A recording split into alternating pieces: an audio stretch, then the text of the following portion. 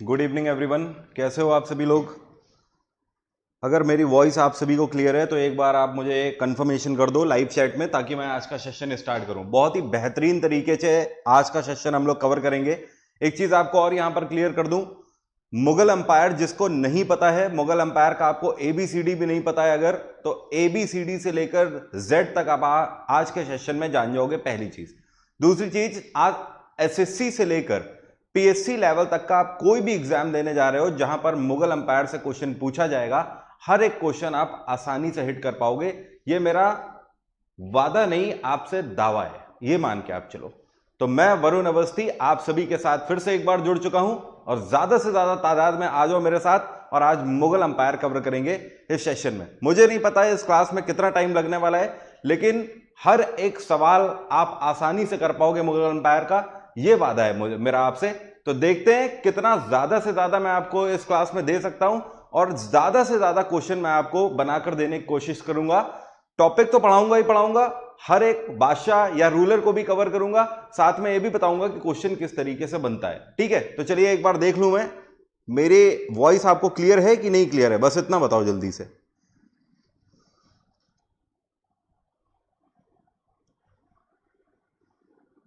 Clear है सभी को? स्टार्ट किया जाए।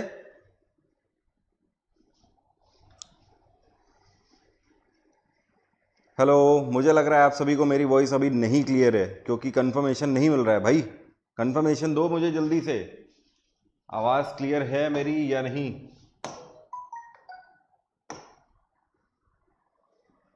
एकदम क्लियर है? ठीक है ठीक है, चलिए स्टार्ट करते हैं।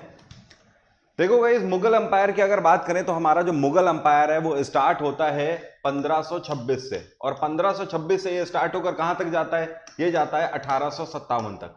लेकिन हमें 1857 तक नहीं पहुंचना है, हमें जो कवर करना है वो कहां से कहां तक कवर करना है, आपको यहां पर ध्यान रखना है। हमें कुछ अपने रूलर कवर करने हैं जो कि हम लोग इस क्लास में कवर करेंगे। अगर हमने इतना कवर कर लिया तो एसएससी में हमें कोई भी कहीं से भी क्वेश्चन डिगा नहीं पाएगा। यह क्लास थोड़ी सी डिफरेंट होगी प्लस लेवल से भी, क्योंकि प्लस में जो क्वेश्चन मैं डिस्कस नहीं करता हूं वो भी क्वेश्चन यहां पर मैं डिस्कस करने की कोशिश करूंगा मुगल अंपायर में। ठीक है, अब देखो मुगल अंपायर का पहला शासक कौन था? यह था मोहम्मद ज़हीरुद्दीन बाबर, जिसको आप बाबर के नाम से जानते हो, जिसका टेन्योर था 1526 से लेकर 1530 तक। इसके बाद इसका बेटा आता है हुमायूं गद्दी पर, और हुमायूं आप देख रहे हो 2 बार इसने शासन किया हुआ है, 1530 से 40, और उसके बाद आप देख रहे हो 1555 से लेकर 56 तक। नेक्स्ट आप देख रहे हो हुमायूं का बेटा कौन है? अकबर। अकबर शासन कर रहा है 1556 से लेकर 1605 तक। इसके बाद इसका बेटा है जहांगीर। जहांगीर 1605 से लेकर 1627 तक शासन करता है। और इसके बाद आ जाता है शाहजहां, जो कि 1628 से लेकर 1658 तक 30 साल यहां पर शासन करता है। और इसके बाद आपको औरंगजेब पढ़ना है, जो कि 1658 से लेकर 1707 तक रूल करेगा।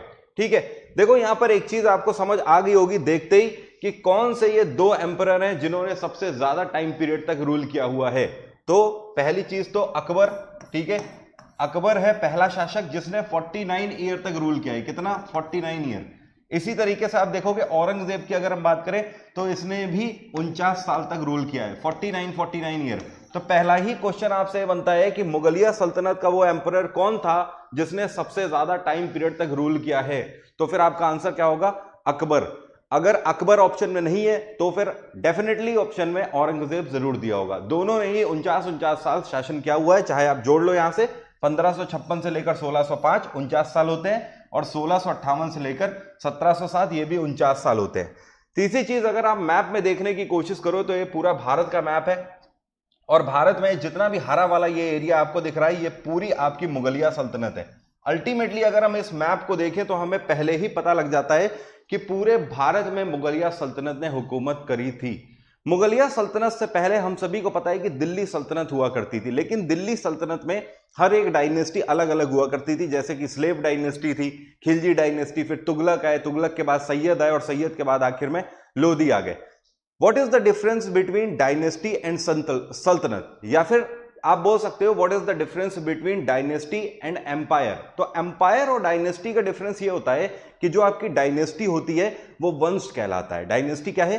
केवल एक वंश है, लेकिन एम्पायर वो है जिसमें कई सारे वंश फलते फूलते हैं, दैट इज कॉल्ड एम्पायर। जैसे कि विजयनगर एम्पायर जब हम पढ़ते हैं तो हमें पता लगता है उसके अंदर 4 डायनेस्टी रूल करके गई। इसी तरीके से मुगल एम्पायर का मतलब यह है कि इस भारत में ये जितना भी एरिया आपको दिख रहा है ग्रीन वाला, इस पूरे एरिया में जितनी भी टेरिटरीज थी, जितने भी, जैसे कि अगर हम राजस्थान की बात करें तो यहां पर राजस्थान में राजपूती रजवाड़े कई सारे हुआ करते थे। तो ऐसा नहीं था कि राजपूती रजवाड़ों के ऊपर हुकूमत तो उस टाइम पर मुगलिया सल्तनत ही कर रही थी, लेकिन इसका मतलब यह नहीं था कि राजपूती रजवाड़ों को मारकर उनके ऊपर हुकूमत करी जा रही थी। बात आ रही है समझ? लेकिन इससे पहले अभी तक यही हुआ था कि दिल्ली सल्तनत तक यही ट्रेंड रहा था कि अगर कहीं पर अटैक कर दिया गया है किसी टेरिटरी के ऊपर, तो इस पूरी टेरिटरी को निस्व नाबूद कर देना है, वहां पर महिलाओं को रेप कर देना है, लूट लिए जाते थे मंदिर से लेकर लोगों के घरों तक, और जितने भी लोग होते थे उन सबको बांध कर ले जाया जाता था स्लेव बनाकर। यह कंडीशन मुगलिया सल्तनत में आते आते धीमे धीमे खत्म हो गई थी, और डेफिनेटली ये कहां से खत्म होती हुई हमें दिखाई देती है? अकबर के टाइम से। तो एक एक करके देखेंगे। ये पूरा टेन्योर मुगलिया सल्तनत का काफी इंपॉर्टेंट है, लेकिन इसमें से भी अगर सबसे ज्यादा इंपॉर्टेंट टेन्योर है किसी का तो वो है अकबर का। उससे भी सबसे ज्यादा क्वेश्चन वहीं से बनते हैं। ठीक है, तो अगर आप मिडवल की बात कर रहे हो और मिडवल में मुगलिया सल्तनत से क्वेश्चन नहीं पूछा जाए, ऐसा हो नहीं सकता। इस बार की कोई भी शिफ्ट उठाकर देख लो, एक क्वेश्चन कम से कम और 2 क्वेश्चन बनते ही बनते हैं। मतलब 2 से 4 नंबर का सवाल है आज की क्लास से, और हमेशा आराम से आप लाओगे, कोई भी क्वेश्चन पूछा जाएगा। चलिए स्टार्ट करते हैं। सबसे पहले बात करेंगे मोहम्मद जहीरुद्दीन बाबर की। गाइस अगर बाबर की बात करें तो बाबर का टेन्योर 1526 से लेकर 1530 तक का है। केवल 4 साल का इसका टेन्योर है। बाबर की अगर बात करें तो इसका जन्म हुआ था 14 फरवरी 1483 को। इसका जन्म हुआ था अफगानिस्तान की जो कैपिटल है काबुल, काबुल में एक छोटा सा टाउन है जिसको बोलते हैं फरगना, फरगना में इसका जन्म हुआ था। बाबर के पिता का नाम था उमर शेख मिर्जा सेकंड, और बाबर की जो माता थी ये कौन थी? ये थी निगार खानूम, या पूरा नाम आप बोल सकते हो कुतलुग निगार खानूम। अब देखो बाबर जो था, उमर शेख मिर्जा का जो बेटा था बाबर, ये बचपन से ही काफी महत्वाकांक्षी प्रवृत्ति का था। महत्वाकांक्षी का मतलब ये आसपास के छोटे बड़े कस्बों पर और आसपास के जितने भी शासक थे छोटे बड़े कस्बों के, उन सभी के ऊपर रूल करना चाहता था। मतलब उम्र जब से इसकी 14 या 15 साल की उम्र रही होगी तब से इसने 250 से लेकर, ऐसा बोलते हैं हिस्टोरियंस कि करीब 250 से लेकर 400 लोगों तक की इसने अपनी सेना बना ली थी।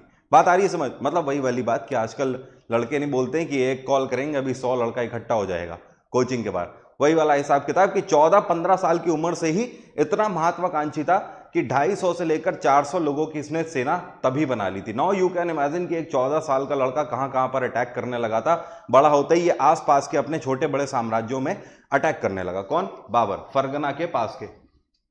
अब यहां पर ये कई सारे शासकों से हारा भी, लेकिन फाइनली ये काबुल पे कब्जा करने पे पूरे तरीके से सुपर हिट हो गया। वहां पर जब इसने काबुल पर वहां पे कब्जा कर लिया, ये आराम से वहां पर हुकूमत भी कर रहा था, लेकिन बाबर को भारत कब आना पड़ा ये समझने वाली बात है। गाइस जब भी हम दिल्ली सल्तनत की बात करते हैं, 1526 से पहले तक हमारी दिल्ली सल्तनत चल रही थी, और दिल्ली सल्तनत का आखिरी शासक कौन था? यह था इब्राहिम लोदी। कौन था? इब्राहिम लोदी। इब्राहिम लोदी जब दिल्ली के तख्त पर बैठा था तो इसने क्या किया था? इसका एक कजिन ब्रदर था, इसका एक भाई था जिसका नाम था दौलत खान लोदी। क्या नाम था? दौलत खान लोदी। इसने दौलत खान लोदी को लाहौर की सूबेदारी दे रखी थी। तो लाहौर में कौन है? दौलत खान लोदी है।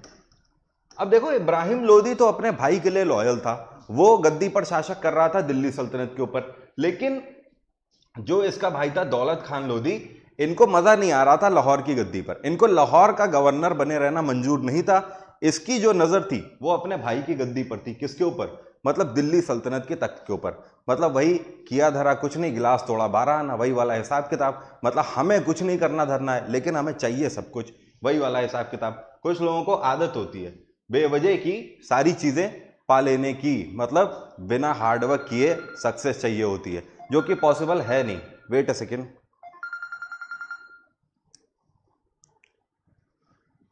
सो अब यहां पर क्या होता है, जो इसका भाई होता है ना दौलत खान लोदी, ये दौलत खान लोदी लेटर लिखता है किसको? ये लेटर लिखता है काबुल में बाबर को।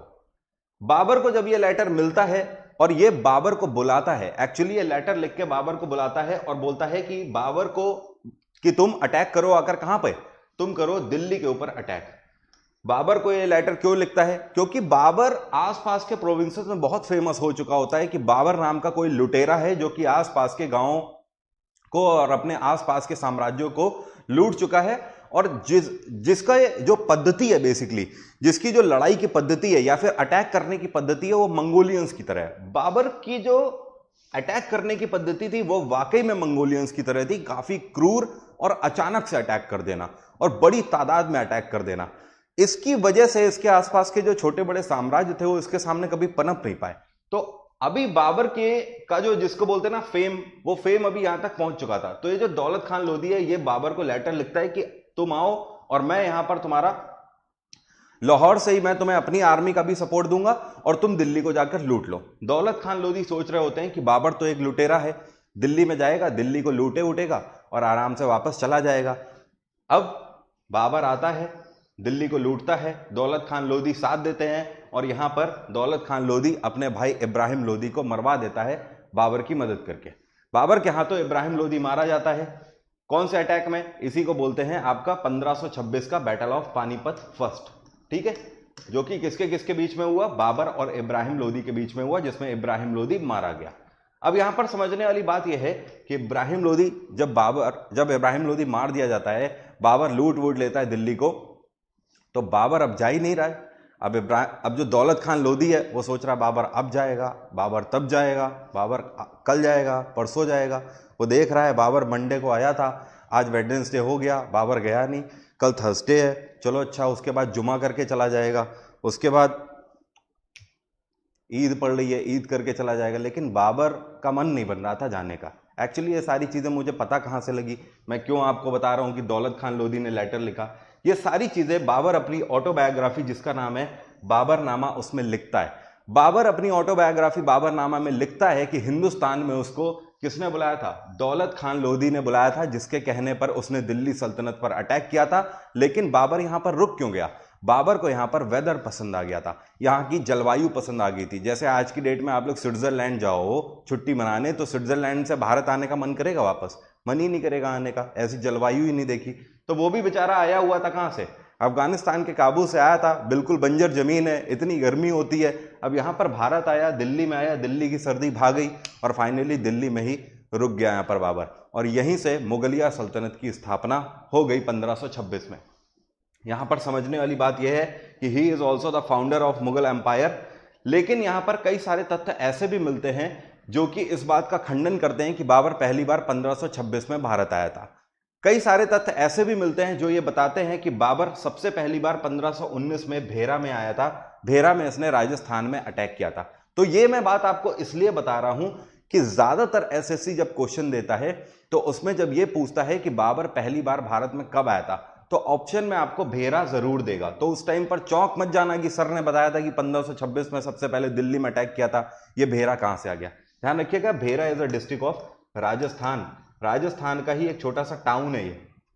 तो यहां पर इसने सबसे पहले अटैक किया था और 1519 में अटैक करके चुपचाप वापस चला गया था। बात आई समझ? इसके बाद ये डायरेक्ट 1526 में आया है।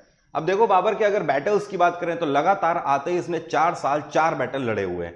1526 में इसने पहला बैटल लड़ा हुआ है जिसको बैटल ऑफ पानीपत के नाम से जाना जाता है। यह बैटल इसका किससे हुआ? यह बैटल हुआ इब्राहिम लोधी से। यहां पर मैं लिखता जा रहा हूं इब्राहिम लोधी।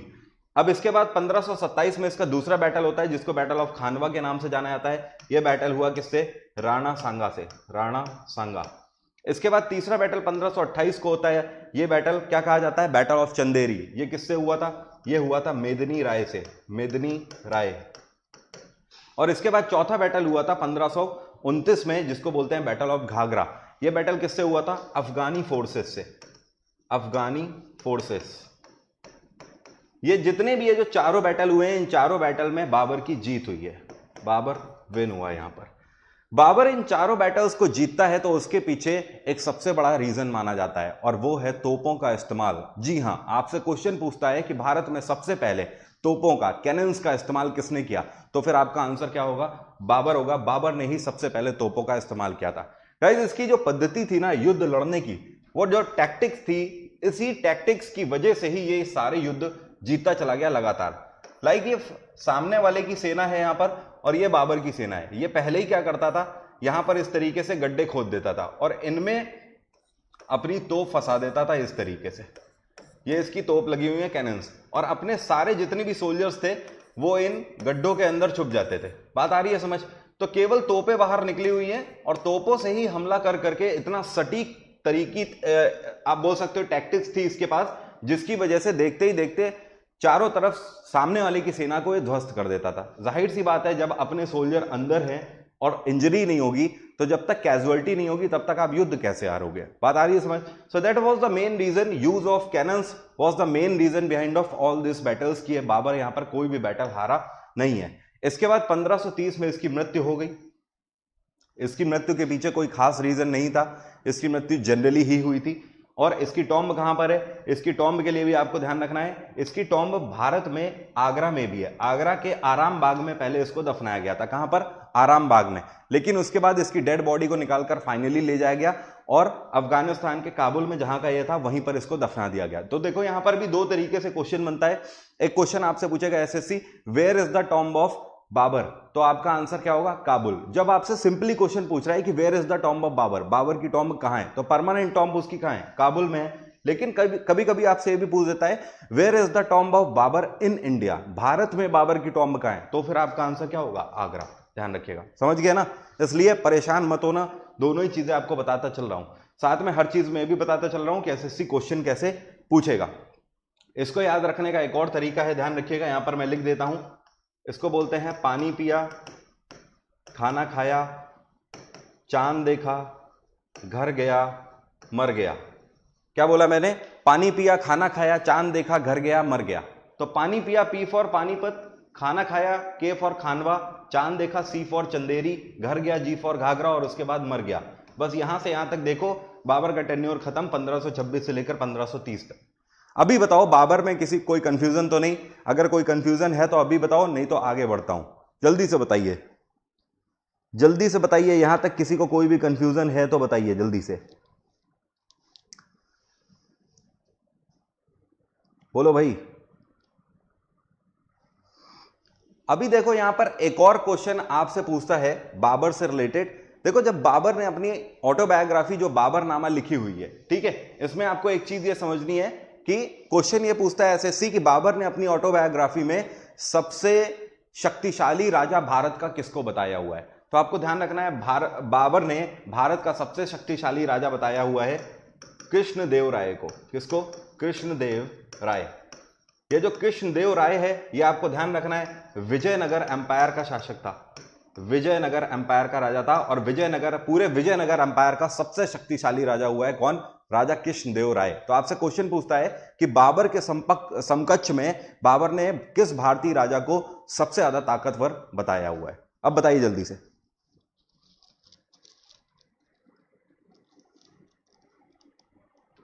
ठीक है, चलिए अब आगे बढ़ते हैं। देखो यहां पर एक चीज और ध्यान रखना है, एक लास्ट थिंग बता दूं, बाबर ने जो अपनी ऑटोबायोग्राफी लिखी है इसका नाम क्या है? इसका नाम है बाबरनामा। और इसको कौन सी लैंग्वेज में लिखा गया था? इसको तुर्क लैंग्वेज में लिखा गया था।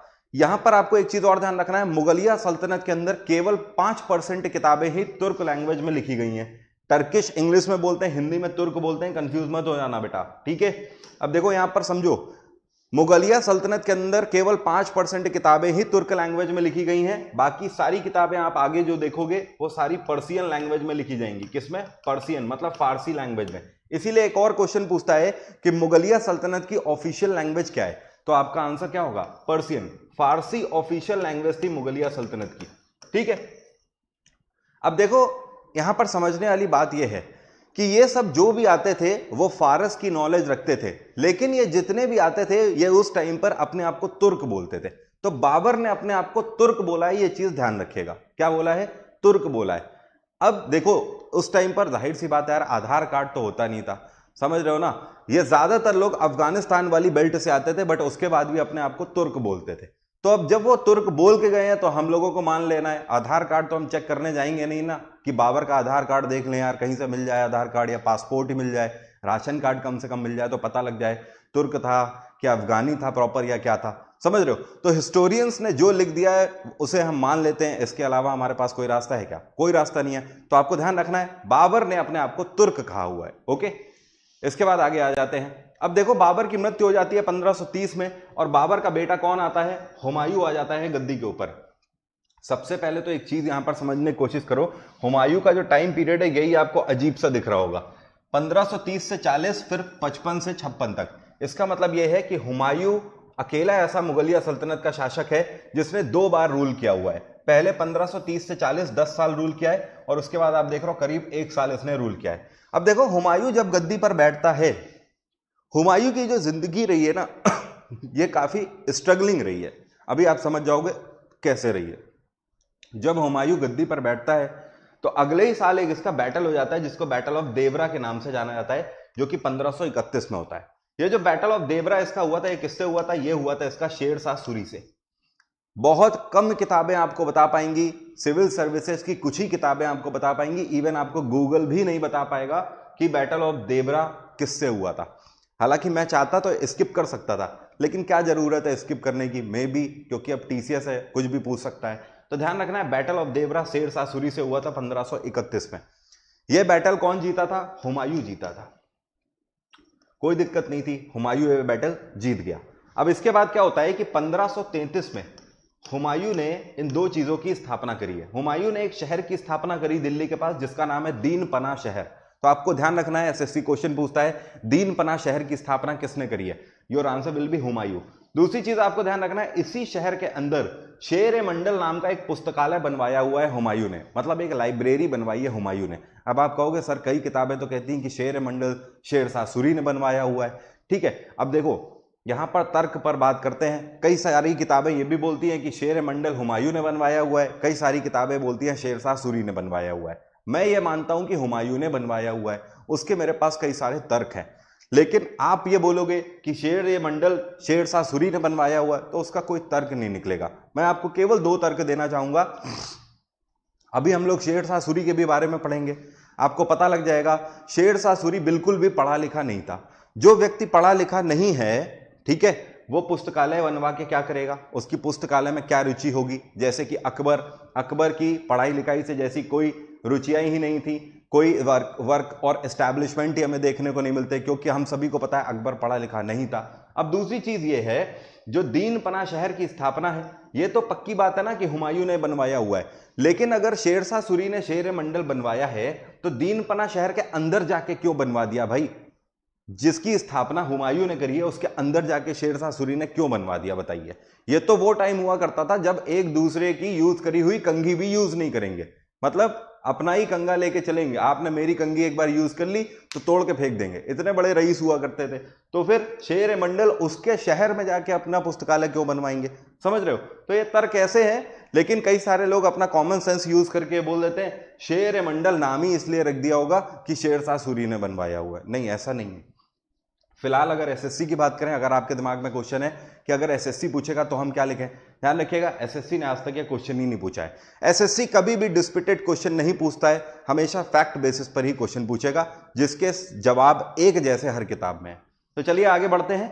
देखो इसके बाद 1531 में हुमायूं और शेर शाह सूरी के बीच में जब ये बैटल ऑफ देवराय होता है जिसको हुमायूं जीत जाता है, इसके करीब 8 साल बाद 1539 में हुमायूं के ऊपर एक बहुत बड़ा अटैक होता है जिसको बैटल ऑफ चौसा के नाम से जाना जाता है। क्योंकि ये चौसा में युद्ध हुआ था इस वजह से इसको चौसा के नाम से जानते हैं। और ये अटैक किसने किया था? शेर शाह सूरी ने यह अटैक किया था हुमायूं के ऊपर। इस युद्ध में हुमायूं की हार हो जाती है। अब हुमायूं जब हार जाता है तो यह है भारत, ऊपर वाली टेरिटरी से नीचे आ जाता है यहाँ पर। और ये जो उत्तर प्रदेश वाला और मध्य प्रदेश वाला एरिया है पूरा, ये उस टाइम पे क्या कहलाता था? ये कहलाता था कन्नौज।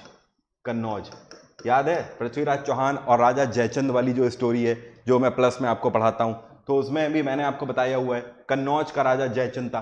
तो ये पूरी टेरिटरी कन्नौज पड़ती थी, ये नीचे आ जाता है भाग के कन्नौज में। लेकिन शेर शाह सूरी बिल्कुल खफा होता है 1531 से ही। वो कहता अब मैं दौड़ा के मारूंगा, और फाइनली पीछा करते हुए पहुंच जाता है कहां पर?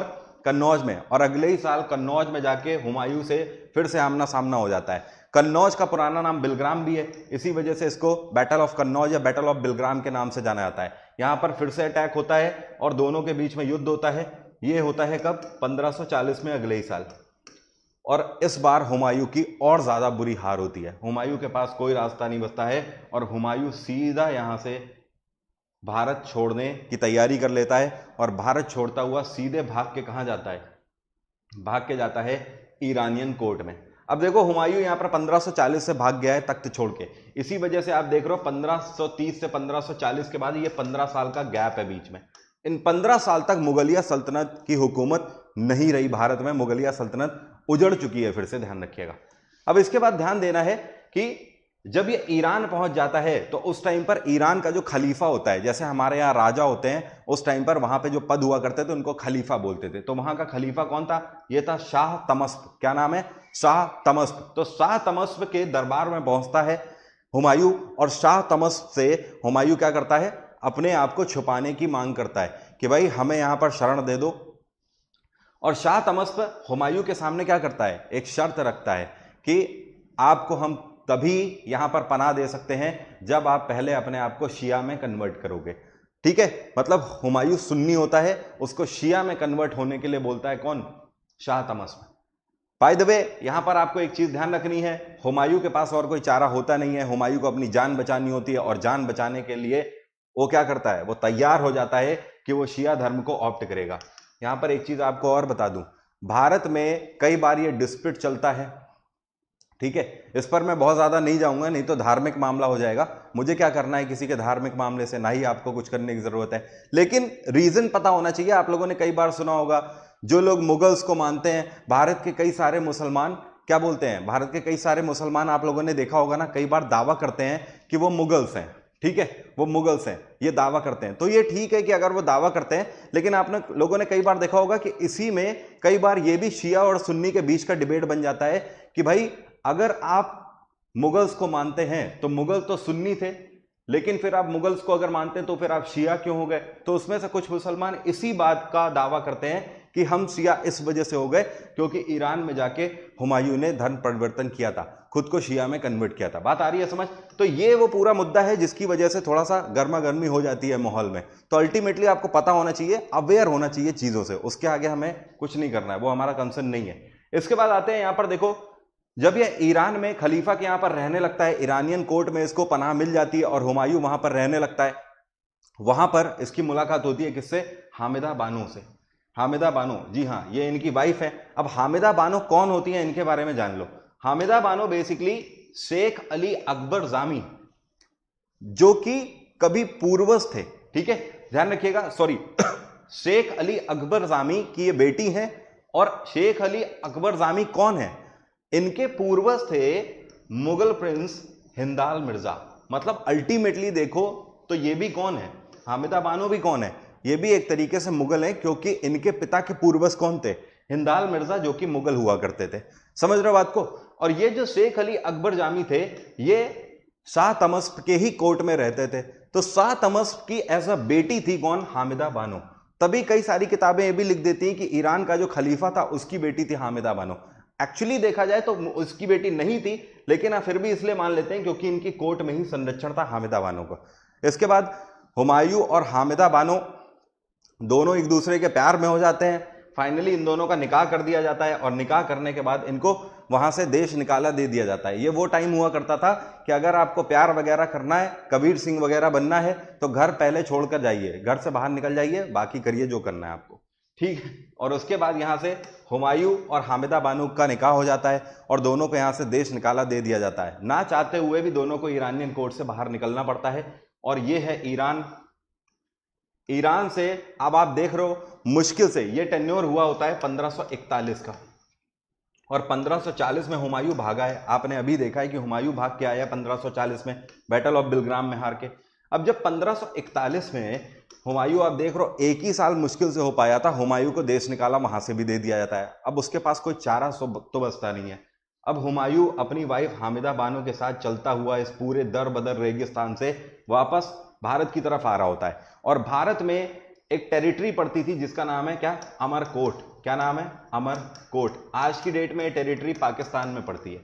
ये पाकिस्तान में टेरिटरी चली गई है आज की डेट में, ये वाला एरिया है, ठीक है, भारत का। आप कनेक्ट कर पा रहे हो ना? होपफुली आप कर पा रहे होगे। मैं प्रॉपरली मैप मैंने यहाँ पर नहीं बनाया है, बट हाँ फिर भी आप समझ रहे होगे। इस कोन का मतलब ही हो जाता है भारत, सब कुछ हमें क्लियर हो जाना चाहिए। तो यहाँ पर क्या है कि अमरकोट में जब हुमायूं पहुंचता है तो उस टाइम पर हामिदा बानो प्रेग्नेंट होती है। और Hamida Bano was got in trouble. तो उस टाइम पर जो हुमायूं होता है, हुमायूं के पास कोई रास्ता तो बचता नहीं है। जो अमरकोट होता है, अमरकोट के एक राजा होते हैं जिनका नाम होता है राजा वीर साल। तो राजा वीर साल से मदद मांगता है हुमायूं वहां पर, और राजा वीर साल हुमायूं और हामिदा बानो को अपने महल में पनाह देते हैं। यह दिन होता है 15 अक्टूबर 1542। 15 अक्टूबर 1542 को इस दिन हामिदा बानो राजा वीर साल के महल में, जो कि अमरकोट के राजा हैं, इनके महल में एक लड़के को जन्म देती हैं। और ये लड़का कौन होता है? ये लड़का होता है जलालुद्दीन मोहम्मद। कौन है? जलाल, जिसको प्यार से जलाल बोलते होते हैं, और इसका पूरा नाम क्या होता है? जलालुद्दीन मोहम्मद। तो जलालुद्दीन मोहम्मद का जन्म आप देख रहे हो चुका है। अब देखो हुमायूं को समझ आ रहा होता है कि बॉस ये तो गड़बड़ी हो चुकी है यार। देखो है क्या कि वैसे ही यार हालत खराब थी, अब हालत और ज्यादा खराब हो गई है। पहले मैं अकेला था, अब बीवी भी है और बच्चे भी है, कहाँ जाएंगे? और एक टाइम पे मेरे पास सल्तनत हुआ करती थी, पूरी मुगलिया सल्तनत डूब चुकी है, इवन है ही नहीं, सिर्फ मेरी वजह से। तो बेटा कुछ तो करना होगा, आर पार की लड़ाई कर लो, उससे अच्छा है। हुमायूं ये सब सोचता रहता है। हुमायूं ने एक खास बात थी, हुमायूं ने एक काम बहुत ही अच्छा किया था। हुमायूं 4 भाई थे। कितने भाई थे? 4 भाई। यहां पर समझना है हुमायूं जो 4 भाई थे ये कौन कौन थे। पहला तो खुद था हुमायूं, दूसरा था इसका भाई कामरान। कौन था? कामरान। तीसरा भाई था हिंदाल, और चौथा भाई था अस्करी। अब हुमायूं ने क्या कर रखा था? हुमायूं की खास बात यह थी, इसने कभी भी अपने भाइयों का हक नहीं मारा। हुमायूं क्या करता था, खुद तो दिल्ली पर शासन कर ही रहा था, लेकिन इसने कामरान को लाहौर की सूबेदारी दे रखी थी। कहां की? लाहौर की। और हिंदाल और अस्करी, इन दोनों को इसने मेरठ की सूबेदारी दे रखी थी। मतलब अब आप समझ रहे हो। अब यहां पर देखो आप, क्योंकि कन्नौज तक आ चुका था शेरशाह सूरी। शेरशाह सूरी अगर हम भारत की बात करें तो यहां तक तो आ ही चुका है, तो मेरठ तो पूरा चला गया, समझ रहे हो। तो हिंदाल और अस्करी तो भाग चुके होते हैं हुमायूं के टाइम में ही, ये भी भाग चुके होते हैं, लेकिन लाहौर तक शेरशाह सूरी नहीं पहुंचा होता है। तो इसका भाई जो कामरान होता है वो लाहौर में अभी भी शासन कर रहा होता है, और हुमायूं को पता लगता है, और हुमायूं सीधे जाता है कहां पर? लाहौर जाता है अपने भाई कामरान के पास। वहीं पर पता लगता है उसको कि हिंदाल और अस्करी भी कामरान के ही दरबार में है। अब हुमायूं क्या करता है? क्या हुआ? कोई कंफ्यूजन तो नहीं? ओके। तो हुमायूं अब यहां पर क्या करता है? हुमायूं अपने भाई कामरान से मदद मांगता है कि भाई मेरी मदद कर दो, मैंने तुम्हें एक टाइम पर सूबेदारी दी थी और मैं तुम्हारा बड़ा भाई हूं, मैं आज तुमसे मदद चाहता हूं, मुझे दिल्ली पर मुगलिया सल्तनत का परचम फिर से लहराना है, और जिस तरीके से सल्तनत चली गई है, हम ही लोगों का धर्म बनता है कि हम लोग अपनी सल्तनत को बचाएं। हिंदाल तैयार नहीं होता है, फिर धीमे धीमे हुमायूं कामरान तैयार जब नहीं होता है तो हुमायूं हिंदाल और अस्करी को तैयार करता है। उसके बाद हिंदाल और अस्करी मिलकर कामरान को तैयार करते हैं। ये सब करते करते और उसके बाद सेना का अरेंजमेंट करते करते एक बड़ी तादाद में सेना चाहिए होती है, क्योंकि दिल्ली पर अटैक करना है, समझ रहे हो। और वो किसके ऊपर करना होता है? सूरी डायनेस्टी के ऊपर। तो ये सब करते करते कितना टाइम हो जाता है? आप देख रहे हो 1542 में अकबर का जन्म होता है, और 1542 से लाहौर जाता है हुमायूं। तो 1542 से लेकर 1555 तक करीब 13 साल का समय लग जाता है इन सब के बीच में। इसके बाद 1555 में पूरी तैयारी के साथ ये चारों भाई मिलकर सीधे अटैक करते हैं किसके ऊपर? सूरी डायनेस्टी के ऊपर, मतलब शेरशाह सूरी की डायनेस्टी के ऊपर, जो कि 1555 में भी दिल्ली के ऊपर रूल कर रही होती है और हिंदुस्तान की मेन डायनेस्टी बनकर रूल कर रही होती है। 1555 में जब ये अटैक करते हैं, इसी को बैटल ऑफ सरहिंद के नाम से जाना जाता है। और बैटल ऑफ सरहिंद किसके बीच में हुआ है? तो ध्यान रखिएगा, यहां पर मैं लिख रहा हूं, कोई भूलना मत, ये हुमायूं और इस टाइम पर शेरशाह सूरी नहीं बचा होता है। शेरशाह सूरी का बेटा शासन कर रहा होता है, जिसका नाम है सिकंदर शाह सूरी। क्या नाम है? सिकंदर शाह सूरी। दोनों के बीच में बैटल होता है और सिकंदर शाह सूरी मारा जाता है, और हुमायूं वापस से मुगलिया सल्तनत की स्थापना कर देता है दिल्ली के ऊपर। बात आई समझ? तो आप देख रहे हो किस तरीके से 1530 से 40 तक उसने शासन किया है। और उसके बाद ये जो 15 साल का जो टेन्योर है, इस 15 साल के टेन्योर में हुमायूं ने कितना स्ट्रगल झेला है इन 15 साल में। और उसके बाद 1555 में उसने फिर से अटैक किया और मुगलिया सल्तनत की स्थापना कर दी। इसी वजह से आपसे एक क्वेश्चन पूछता है एसएससी कि ये मुगलिया सल्तनत का कौन सा शासक है जिसकी लगभग पूरी जिंदगी किसमें निकल गई? स्ट्रगल में ही निकल गई। इसके बाद 1 साल बाद इसकी मृत्यु हो जाती है 1556 में। चलिए अब रिज्यूम करते हैं 1540 को, आगे नहीं बढ़ेंगे क्योंकि ये भी तो देखना है कि इन 15 सालों में हुआ क्या, तो इसको समझने के लिए आगे बढ़ते हैं। देखो 1540 में क्या होता है, जब हुमायूं को हरा देता है बैटल ऑफ बिलग्राम या बैटल ऑफ कन्नौज में शेरशाह सूरी, तो उसके बाद जाहिर सी बात है शेरशाह सूरी की डायनेस्टी आ चुकी है। शेरशाह सूरी क्या करता है, सूरी डायनेस्टी की स्थापना करता है। यह है शेरशाह सूरी। शेरशाह सूरी का जो टेन्योर है ये केवल 1540 से लेकर 45 तक का है, मतलब शेरशाह सूरी ने 5 साल तक ही केवल रूल किया है, लेकिन डायनेस्टी इसकी रूल करेगी 1540 से लेकर 1555 तक, क्योंकि उसके बाद इसका बेटा आ जाएगा 5 साल बाद, सिकंदर शाह सूरी। अब देखते हैं इसके बारे में। देखो जम के क्वेश्चन एसएससी बनाता है शेरशाह सूरी से, बहुत ध्यान से समझना है। इसका टेन्योर जरा सा टेन्योर है 5 साल का, लेकिन बेइंतहा काम कर डाले इसने, बढ़िया बढ़िया काम किए थे इसने, ठीक है। तो यहां पर समझना, इसके जो काम है ना ये थोड़े से रियलिस्टिक काम आपको लगेंगे वाकई में इसके काम, इस वजह से एसएससी ज्यादा क्वेश्चन शेरशाह सूरी के टाइम से ही पूछता है। सबसे पहली चीज तो आपको ध्यान रखनी है, शेरशाह सूरी का जो नाम है वो 2 बार चेंज हुआ है। इसका रियल नेम क्या था, इसका रियल नेम था फरीद खान। क्या था, फरीद। फरीद हसन खान का बेटा था, और हसन खान एक जमींदार हुआ करते थे सासाराम के। सासाराम कहां पड़ता है आपका, बिहार में पड़ता है। तो बिहार के जमींदार सासाराम के यहां पर जो सासाराम के एक जमींदार थे बिहार के, हसन खान का बेटा था फरीद खान। अब यहां पर समझने वाली बात यह है कि जमींदार का ही बेटा था, लेकिन पास में एक सल्तनत हुआ करती थी यहीं पर सासाराम के पास में। इस सल्तनत का मालिक हुआ करता था, आप बोल सकते हो इस सल्तनत का राजा हुआ करता था शाह लोहानी। तो शाह लोहानी के यहां पर फरीद काम किया करता था। फरीद मात्र 12 साल का था जब ये शाह लोहानी के यहां पर काम किया करता था। अब उस टाइम पर जो राजे रजवाड़े हुआ करते थे उन्हें शेरों से खेलने का शौक हुआ करता था। तो जो शाह लोहानी होता है वो एक दिन शेरों से खेल रहा होता है और एक शेर उसकी तरफ झपटता है। फरीद वहीं पर खड़ा ये सब देख रहा होता है। फरीद केवल 12 साल का है, अभी ये शेरशाह सूरी नहीं बना है, ठीक है। अब ये खड़ा वहां पर देख रहा होता है, और जैसे ही वो शेर इसके राजा के ऊपर लपकता है, फरीद अपने हाथ में जो तलवार होती है उस तलवार से शेर की गर्दन को अलग कर देता है। वो दिन होता है कि उसी दिन इसको एक टाइटल मिलता है शेर खान का। कौन सा टाइटल मिलता है, शेर खान का। तो आप देख रहे हो पहली बार इसका नाम चेंज हुआ कब, जब इसने शेर की गर्दन को एक झटके में अलग कर दिया तलवार से, तब इसको शेर खान का टाइटल मिला। अब इसके बाद शेरशाह सूरी ये कब से बना, तो ध्यान रखिएगा, he had accepted the title of Shershah after the battle of Chausa in 1539। अभी हम लोगों ने बात करी ना कि भैया 1539 में जब 8 साल बाद हुमायूं के ऊपर बैटल इसने अटैक किया था, जिसको बैटल ऑफ चौसा के नाम से जाना जाता है, और हुमायूं को इसने हराया था। तो यहां पर इसी बैटल की बात हो रही है। इसी बैटल के दौरान जब इसने हुमायूं को हराया था, तो उसी के बाद इसने शेरशाह सूरी का टाइटल एक्सेप्ट किया। अब आप कहोगे ऐसी भी क्या खास बात थी इस बैटल में कि इसने शेरशाह सूरी का टाइटल एक्सेप्ट कर लिया। खास बात थी, समझने की कोशिश करो। बाबर जब से आया है और जब से मुगलिया सल्तनत की स्थापना हुई है, तब से लेकर 1539 तक, जब तक हुमायूं हारा नहीं है, तब तक कोई भी ऐसा शासक नहीं था जो कि किसी मुगलिया सल्तनत के शासक को हरा सके। तो पहला शासक कौन था, शेरशाह सूरी था, जिसने किसी भी मुगल को हराया था। यह क्वेश्चन बनता है और लोग फंस जाते हैं। जैसे ही यह क्वेश्चन बनाया जाता है, लोग फंस के पता है आंसर कहां देते हैं, आंसर सीधे देते हैं ब्रिटिशर्स के टाइम के, कि मतलब औरंगजेब के टाइम के। लेकिन ध्यान रखिएगा वहां तक जाने की जरूरत ही नहीं है। शेरशाह सूरी पहला ऐसा व्यक्ति था जिसने किसी मुगल को हराया था, इवन टाइटल भी एक्सेप्ट किया शेरशाह सूरी 1539 में। दूसरी चीज आपको ध्यान रखनी है, मलिक मोहम्मद जायसी ने एक महाकाव्य की रचना करी हुई है जिसका नाम है पद्मावत। अभी इस पर एक मूवी भी आई थी कुछ टाइम पहले, संजय लीला भंसाली की मूवी, ठीक है ना, जिसमें अलाउद्दीन और रानी पद्मिनी की कहानी है।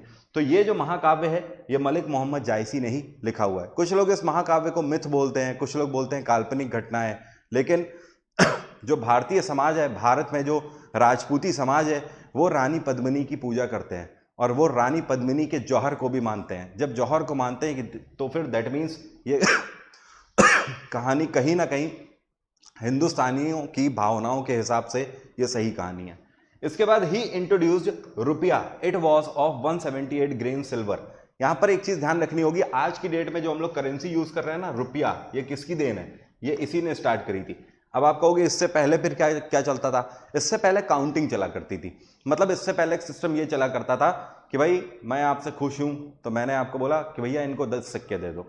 मैं आपसे और ज़्यादा खुश हूं, मैंने कहा भैया एक काम करो इनको 50 सिक्के दे दो। या किसी को सैलरी बेसिस पर रखा जा रहा है तो 2 सिक्के, 5 सिक्के, 10 सिक्के, 20 सिक्के ऐसे रखा जाता था। लेकिन अब से रुपया सिस्टम इंट्रोड्यूस हो गया। ठीक है, यहां पर ध्यान ये रखना होगा कि शेर शाह सूरी ने जो रुपए के कॉइन चलाए थे ये कौन से मेटल में चलाए थे, तो इसने दो मेटल में रुपये के कॉइन चलाए थे, एक इसने गोल्ड के सिक्के चलाए थे और दूसरा इसने सिल्वर के सिक्के चलाए थे, चांदी का सिक्का और सोने का सिक्का इसने चलाया था। लेकिन यहां पर भी एक और क्वेश्चन बनता है कि जो पहला रुपया कॉइन था ये कौन से मेटल में प्रिंट हुआ था, तो आपका आंसर क्या होगा, सिल्वर में प्रिंट हुआ था। हालांकि गोल्ड और सिल्वर दोनों में चलाए थे, लेकिन पहला सिक्का सिल्वर में था, यह चीज ध्यान रखिएगा।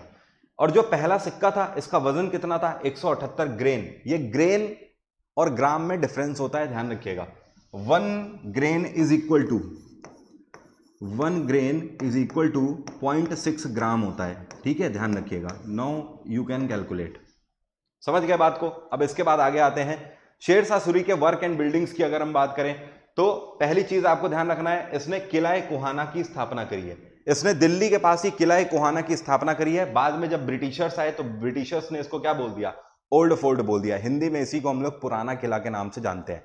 तो आपसे क्वेश्चन पूछता है कि पुराने किले की स्थापना किसने करी, तो आपका आंसर होगा शेर शाह सूरी। लेकिन अगर आपको फंसाना चाहेगा तो फंसा भी देता है यहीं पर। जब भी उसे फंसाना होगा आपको, वो क्या करेगा, वो ओल्ड फोर्ट नहीं पूछेगा, वो पूछ लेगा कि किला कोहाना की स्थापना किसने करी, तो आप फंस जाओगे। इसलिए ध्यान रखिएगा इसका रियल नेम क्या है, किला कोहाना। अब यहां पर दूसरी चीज ध्यान रखनी है, इसने सड़क आजम की भी स्थापना करी है। अब ये सड़क आजम क्या है, शेर शाह सूरी ने एक रोड बनवाई है जो कि बांग्लादेश के सोनार गांव से, इस जगह का नाम क्या है, यहां पर मैं लिख रहा हूं सोनार गांव से लेकर ये रोड जो जा रही है ये इस तरीके से भारत को काटती हुई रोड जाती है और कहां तक, पाकिस्तान के पेशावर तक। उस टाइम पर पेशावर को पुरुषपुर के नाम से जानते थे। क्या बोलते थे, पुरुषपुर। पुरुषपुर पुराना नाम है पेशावर का, आज की डेट में इसी को पेशावर के नाम से जाना जाता है।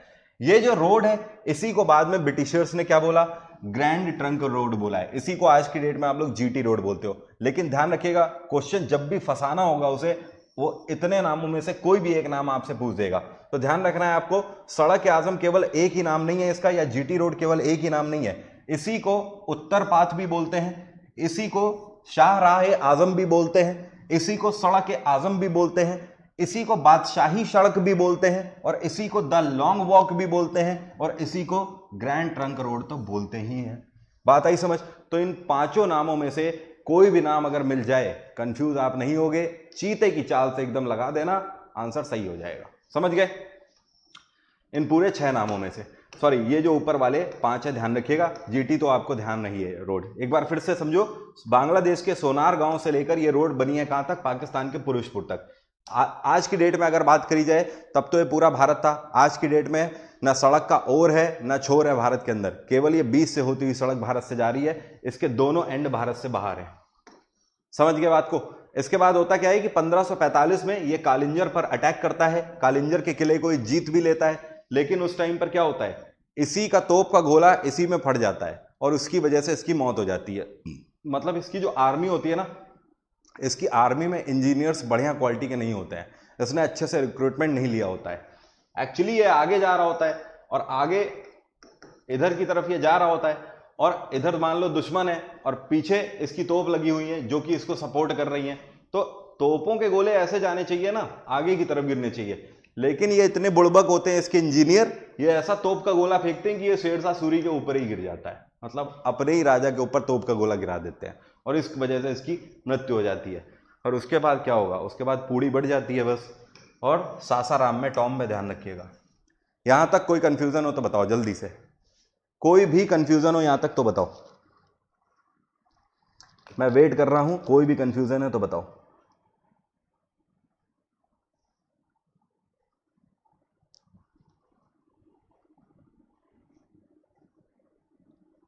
जल्दी से बताओ भाई।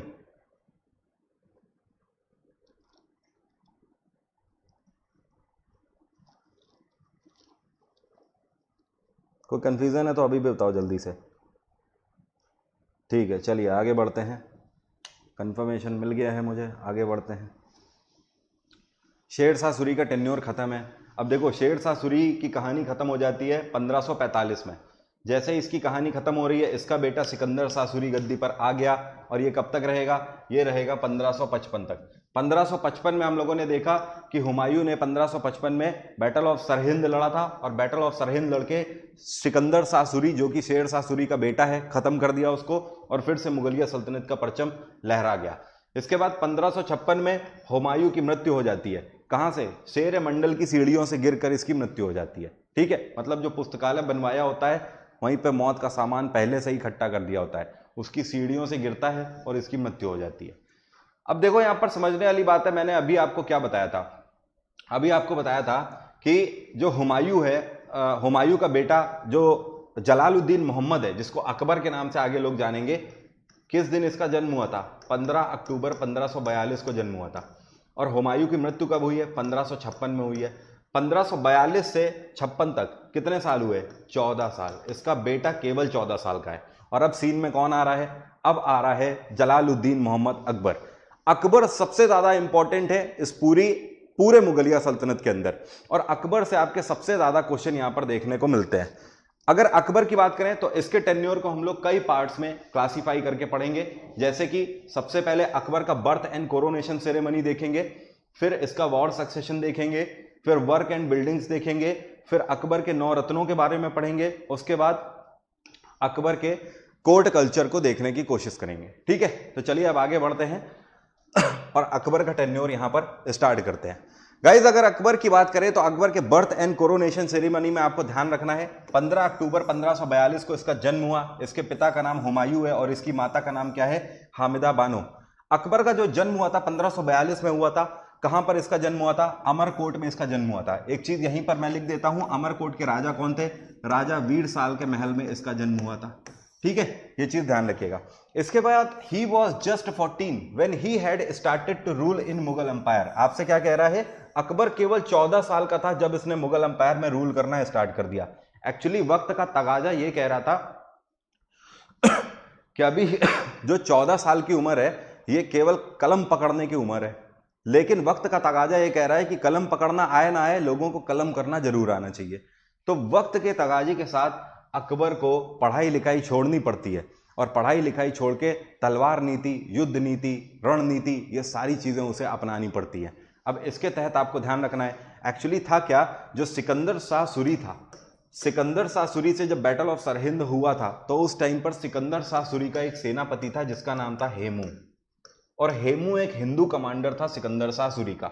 इसने एक टाइटल भी एक्सेप्ट किया है जिसका बोलते हैं विक्रमादित्य का टाइटल। क्या बोलते हैं? विक्रमादित्य का टाइटल।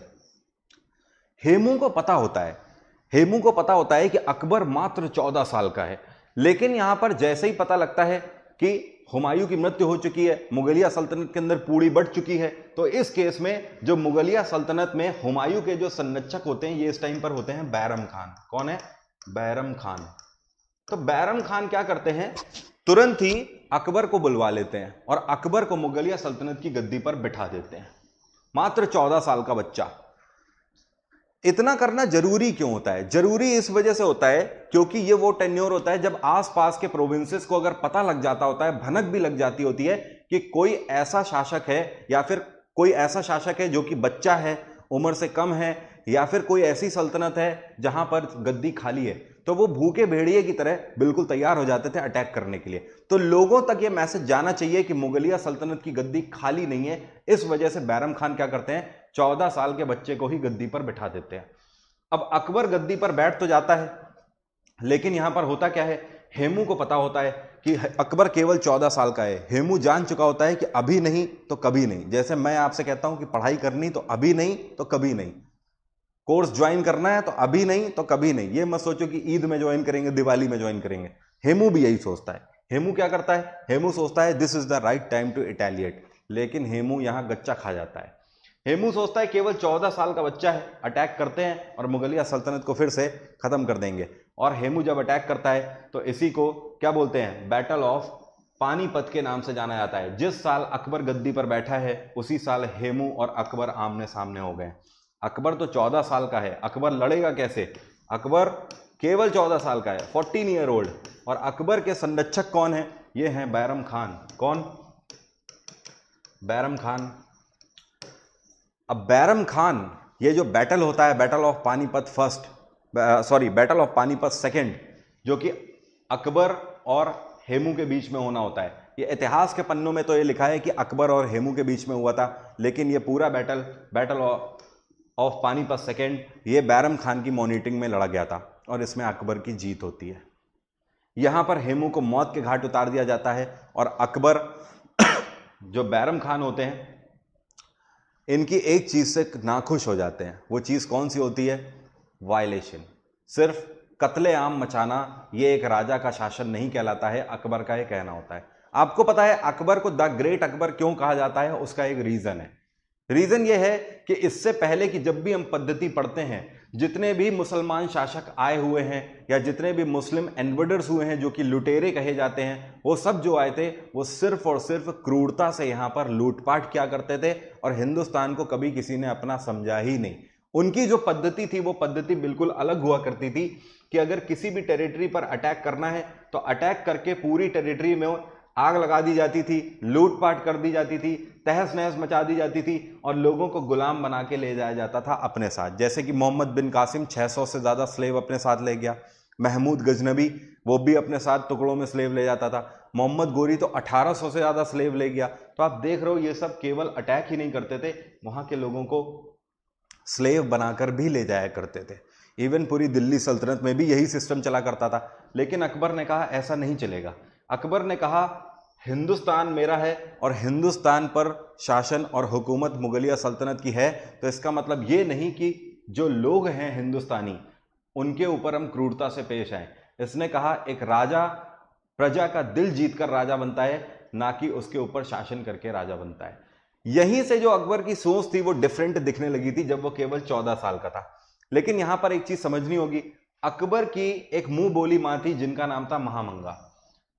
अकबर की जो रियल मदर थी वो तो थी हामिदा बानो, लेकिन महामंगा ने अकबर को दूध पिलाकर बड़ा किया था।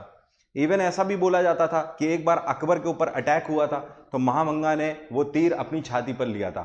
वो दिन था और तब से मुगलिया सल्तनत में अकबर की रियल मां का दर्जा भी महामंगा को दे दिया गया था। इवन ये भी माना जाता है कि अकबर अपनी रियल मदर हामिदा बानो से ज्यादा अगर चाहते थे तो महामंगा को चाहते थे। इवन महामंगा का जो आदेश होता था वो अकबर के लिए पत्थर की लकीर हो जाता था। महामंगा जो कह देंगी वो कट नहीं सकता अकबर की तरफ से, ये कंसेप्ट चला करता था।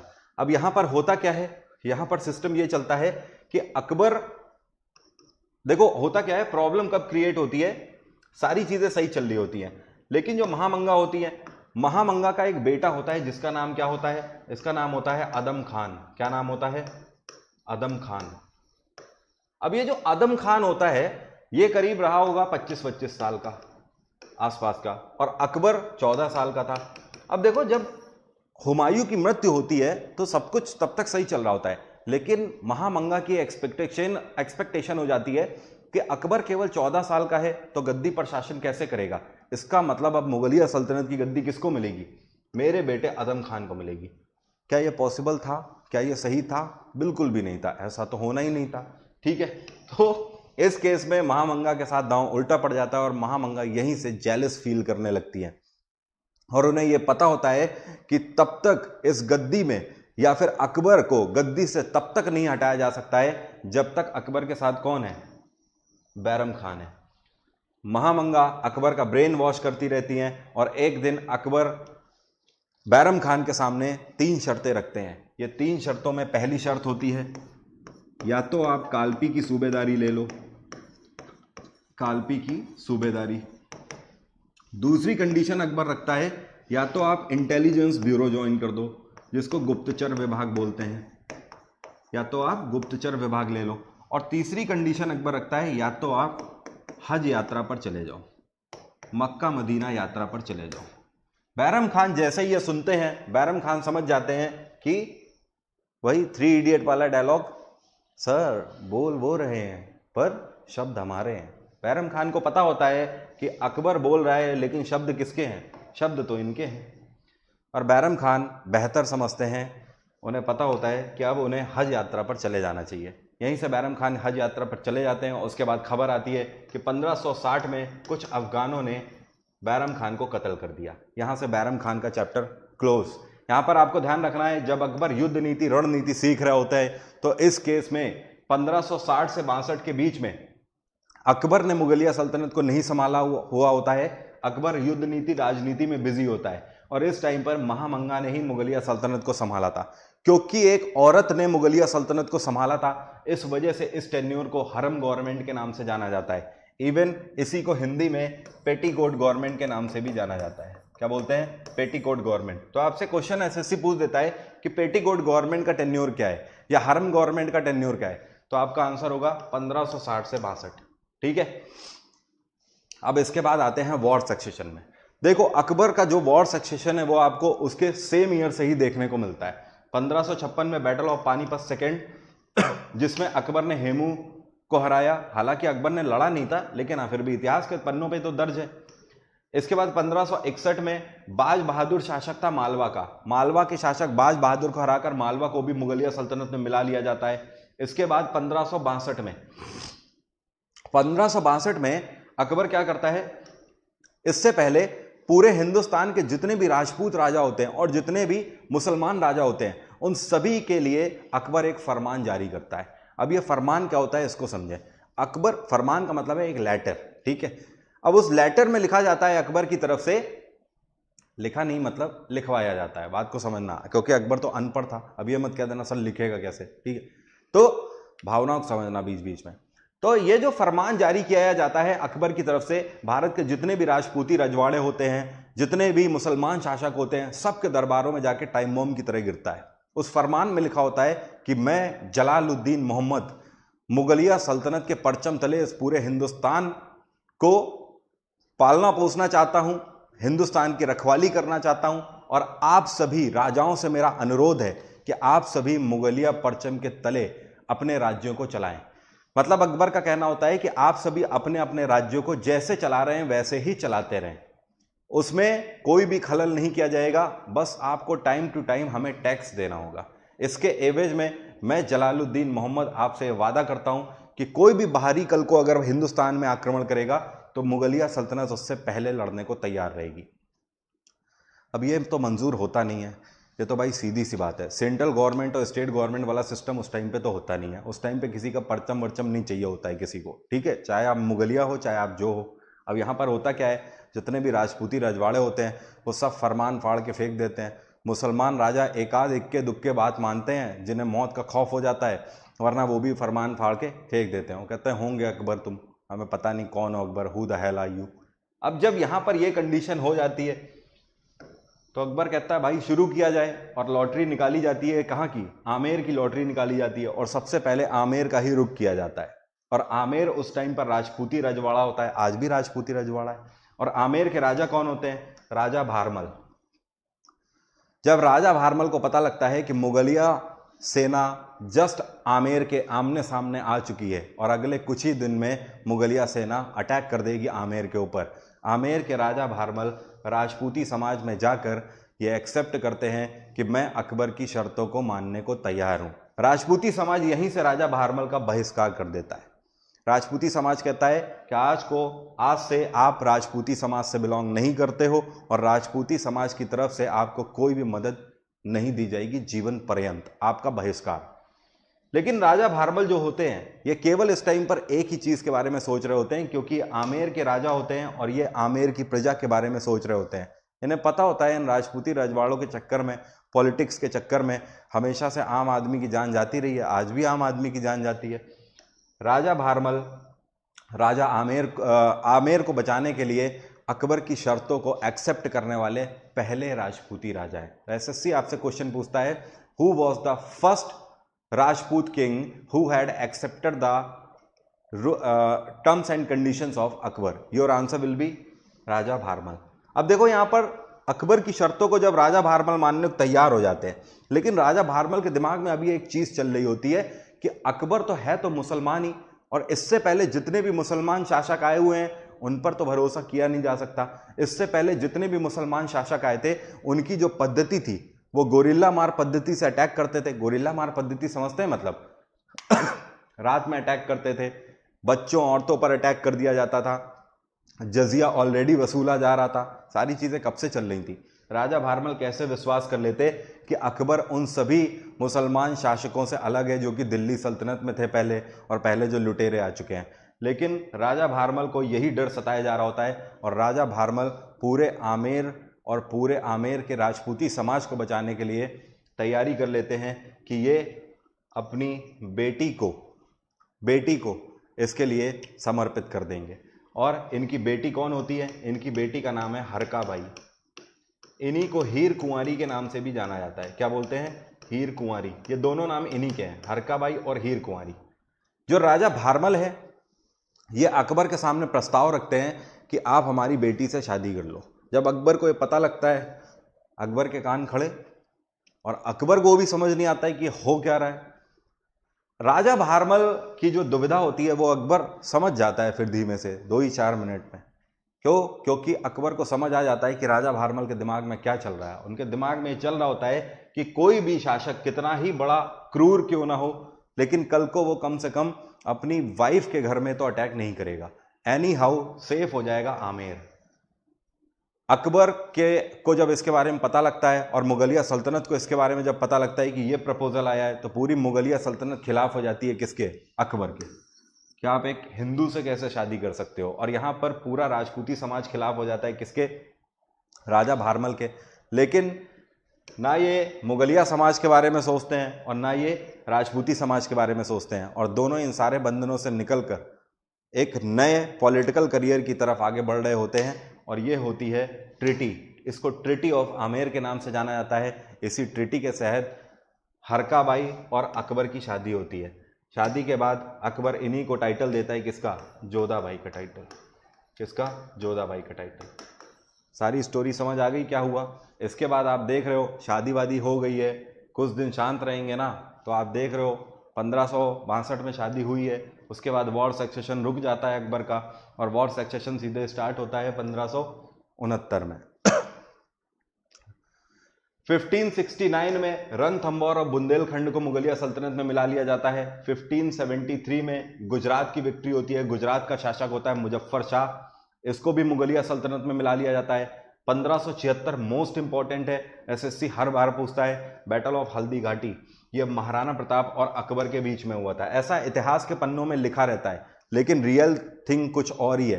रियलिटी इज दिस कि महाराणा प्रताप और मान सिंह के बीच में ये बैटल हुआ था। मान सिंह, अब ये मान सिंह कौन थे?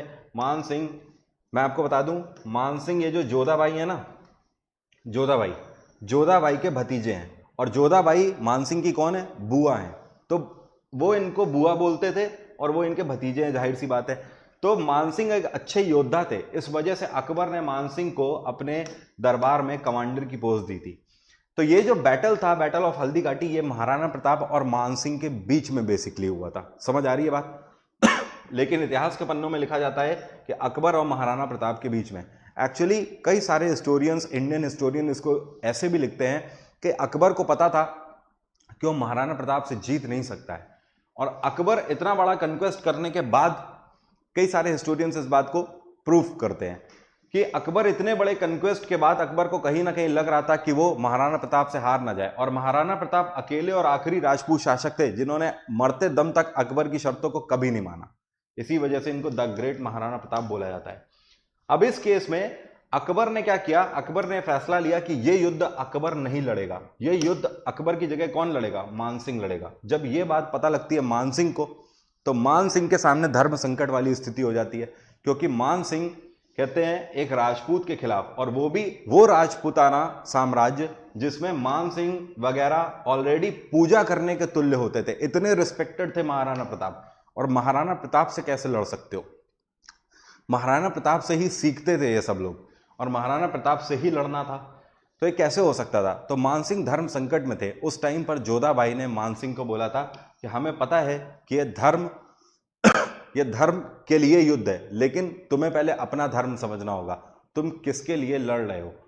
जिसके लिए लड़ रहे हो उसके लिए तुम्हारा पहला धर्म है, और दूसरी चीज वो धर्म कहीं ज्यादा मेरे पति के लिए धर्म है, तो मेरे पति धर्म को डिगने मत देना और पूरी वीरता से लड़ना। उसके बाद मानसिंह इस युद्ध को लड़े थे और इसमें महाराणा प्रताप की हार हुई थी। समझे बात को?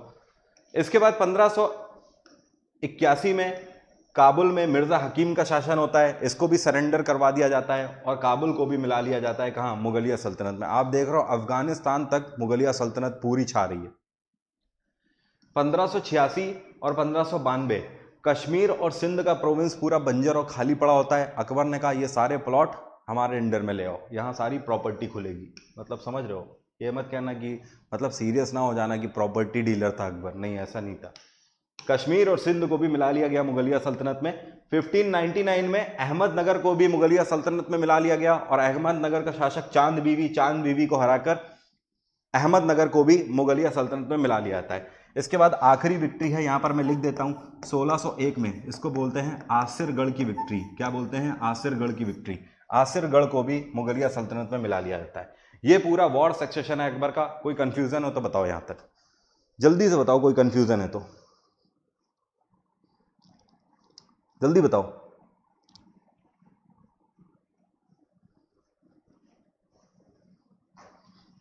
चलिए आगे बढ़ते हैं। यार एक बात बताओ, इतने कम क्यों है लाइक? जरा लाइक ठोको यार, आवाज मेरी जाम हो रही है, आप लोग लाइक नहीं ठोक रहे हो, लाइक ठोकिए। इसके बाद आगे आते हैं वर्क एंड बिल्डिंग्स पे अकबर के। देखो अकबर ने कई सारे वर्क एंड एस्टैब्लिशमेंट किए हुए हैं। सबसे पहले ध्यान रखना है 1562 में इसने स्लेवरी सिस्टम को खत्म कर दिया। स्लेवरी सिस्टम का मतलब है गुलाम प्रथा। गुलाम प्रथा। यहां पर समझने वाली बात यह है कि जो अकबर था, अकबर से पहले अभी तक पूरा स्लेवरी सिस्टम चल रहा था। जैसा कि मैंने आपको बताया कि कोई भी शासक कहीं पर भी अटैक करता था तो हर जगह उस प्रांत के लोगों को गुलाम बना लिया जाता था। इवन दिल्ली सल्तनत के ऊपर तो यह भी ट्रेंड चलता हुआ देखा गया है कि जिसके पास जितने ज्यादा गुलाम, जिसके पास जितने ज्यादा स्लेव, वो उतना बड़ा सुल्तान कहलाता था। लेकिन अकबर ने कहा वैसा नहीं चलेगा। इसने क्या कहा कि अगर हम कहीं पर अटैक कर रहे हैं तो वहां के लोगों पर हम शासन जबरदस्ती नहीं करेंगे। वो लोग उसी राजा के लोग हैं और अगर वो राजा हमारे सामने सरेंडर करता है तो हम उसको मारेंगे नहीं, बस उसको हमारी शर्तें माननी होंगी, उसे हमें टाइम टू टाइम टैक्स पहुंचाना होगा, लेकिन उसको एक्सटर्नल सिक्योरिटी भी हम प्रोवाइड करेंगे। इस तरीके का सिस्टम चलने लगा और साथ में 1562 में स्लेवरी सिस्टम को खत्म करने के साथ साथ ऑलरेडी जितने गुलाम थे उन सभी को भी छोड़ दिया गया। 1563 में पिलग्रिम टैक्स को भी खत्म कर दिया गया, जिसको हिंदी में बोलते हैं तीर्थ यात्रा कर। 1564 में जजिया टैक्स को भी खत्म कर दिया गया। ये जजिया लिया जाता था, ये भी एक धार्मिक टैक्स था जो कि बेसिकली ब्राह्मण से लिया जाने वाला टैक्स था। हिंदूज में ब्राह्मण्स और महिलाओं से पहले नहीं लिया जाता था, लेकिन फिरोज शाह तुगलक पहला ऐसा व्यक्ति था जिसने ब्राह्मण्स और महिलाओं के ऊपर भी इस टैक्स को लगा दिया था। अभी अकबर ने पूरे सिरे से जजिया को खत्म कर दिया। इसके बाद 1571 में अकबर ने फतेहपुर सीकरी की स्थापना करी है और इसी फतेहपुर सीकरी को इसने क्या किया, अपनी कैपिटल बनाया। ध्यान रखिएगा फतेहपुर सीकरी में ही इसने बुलंद दरवाजे की भी स्थापना करी है। किसकी? बुलंद दरवाजा। नेक्स्ट इसके बाद को ध्यान रखना है आपको, 1575 में इसने इबादत खाने की स्थापना कराई। अब देखो ये इबादत खाना क्या हुआ करता था। इबादत खाना एक ऐसी जगह थी बेसिकली जहां पर धर्म से जुड़ी हुई बात होगी। एक ऐसी जगह इसने बनाई जहां पर मुसलमान आकर अपनी नमाज की आयतें पढ़ा करते थे, ओके, कुरान की आयतें पढ़ा करते थे, नमाज अदा करते थे, ये सारी चीजें यहां पर चलती थी और धर्म से जुड़ी हुई बातें भी यहां पर हुआ करती थी। तो दिस इज कॉल्ड इबादत खाना। इबादत खाना 3 साल तक चलता रहता है, लेकिन फिर अकबर को समझ आता है कि ये डुअल स्टैंडर्ड क्यों चल रहा है भाई, केवल मुसलमानों के लिए ही ऐसा क्यों, सभी धर्मों के लिए होना चाहिए। और अकबर क्या अनाउंस कर देता है 1578 में कि इबादत खाना अब सभी धर्मों के लिए खोल दिया गया है। इसमें मुसलमान तो जा ही रहे हैं, हिंदू भी अब से जा सकेंगे। उसी टाइम पर इसको पार्लियामेंट ऑफ रिलीजन के नाम से भी जाना जाता है इसी वजह से। लेकिन जैसे ही अकबर अनाउंस करता है 1578 में कि इबादत खाना सभी धर्मों के लिए खोल दिया गया है, तो यहां पर ध्यान रखना है मुसलमानों ने यहां पर जाना छोड़ दिया और हिंदू भी नहीं गए।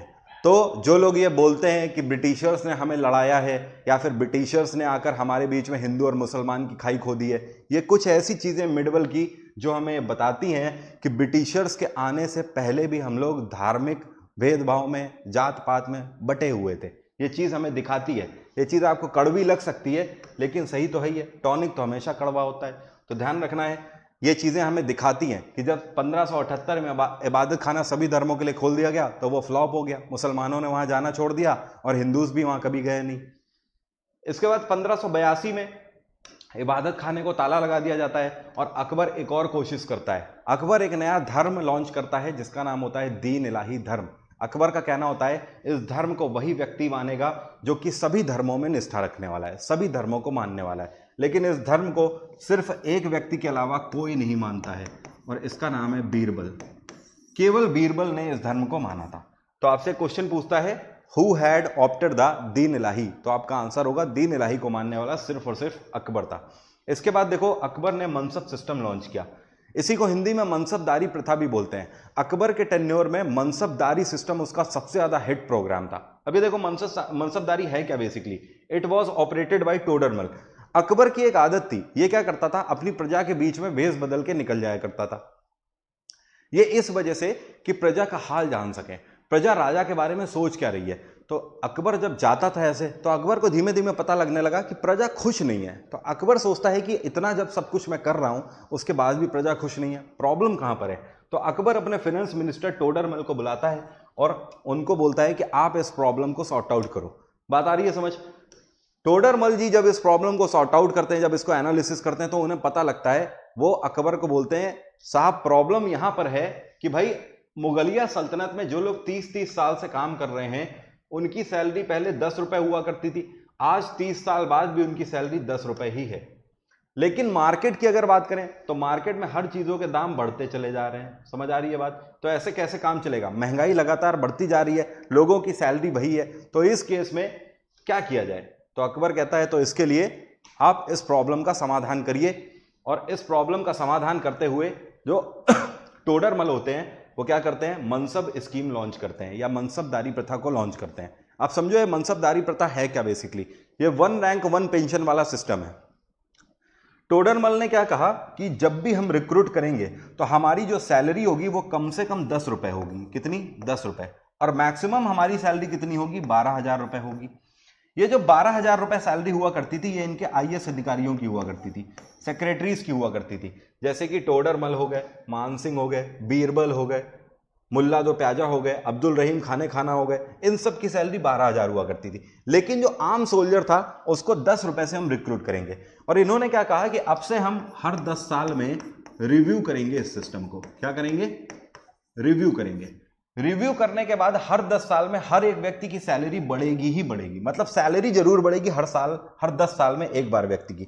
और इस 10 साल में किसने उत्कृष्ट कार्य किया है ये भी देखेंगे, जिसने बेहतर कार्य किया होगा उसको हम प्रमोट भी कर देंगे, मतलब औहदे में भी प्रमोट करेंगे। जैसे ही ये प्रोग्राम लॉन्च किया जाता है अकबर लोगों के बीच में सबसे लोकप्रिय राजा बन जाता है। लोगों ने इसी के बाद अकबर को अकबर का एक्चुअली टाइटल दिया था, इससे पहले ये जलालुद्दीन मोहम्मद कहलाता था। बात आई समझ। इसके बाद अकबर का टाइटल दिया। अकबर का मतलब होता है खुदा के तुल्य, ऊपर वाले के तुल्य। तो उसके बाद जलालुद्दीन मोहम्मद के आगे अकबर लग गया था। अब देखो यहां पर अगर आगे बात करें अकबर के 9 ज्वेल्स की, इसी को हिंदी में अकबर के 9 रत्न बोलते हैं। क्या बोलते हैं, 9 रत्न। ये 9 रत्न कौन कौन थे अकबर के कोर्ट में, ध्यान रखना है। ये 9 लोग अकबर के बड़े खास व्यक्ति थे जिनको अकबर ने एक एक डेजिग्नेशन पर पोस्ट किया था। ये 9 लोग अकबर के हमेशा खासम खास कोर्ट में भी एक साथ रहते थे और हर जगह अकबर को अटेंड करते थे। अकबर को कोई भी परेशानी होती थी, हर परेशानी के समाधान के लिए ये 9 लोग हमेशा अकबर की सेवा में तत्पर रहते थे, या आप बोल सकते हो यही सेक्रेटरीज थे अकबर के, जिनको 9 रत्नों के नाम से जाना जाता है। अकबर के पहले जो रत्न थे ये कौन थे, बीरबल थे। बीरबल का रियल नेम आपको ध्यान रखना है महेश दास। ये कालपी के रहने वाले थे और अकबर ने इनको पोस्ट दी थी किसकी, एडवाइजर की पोस्ट।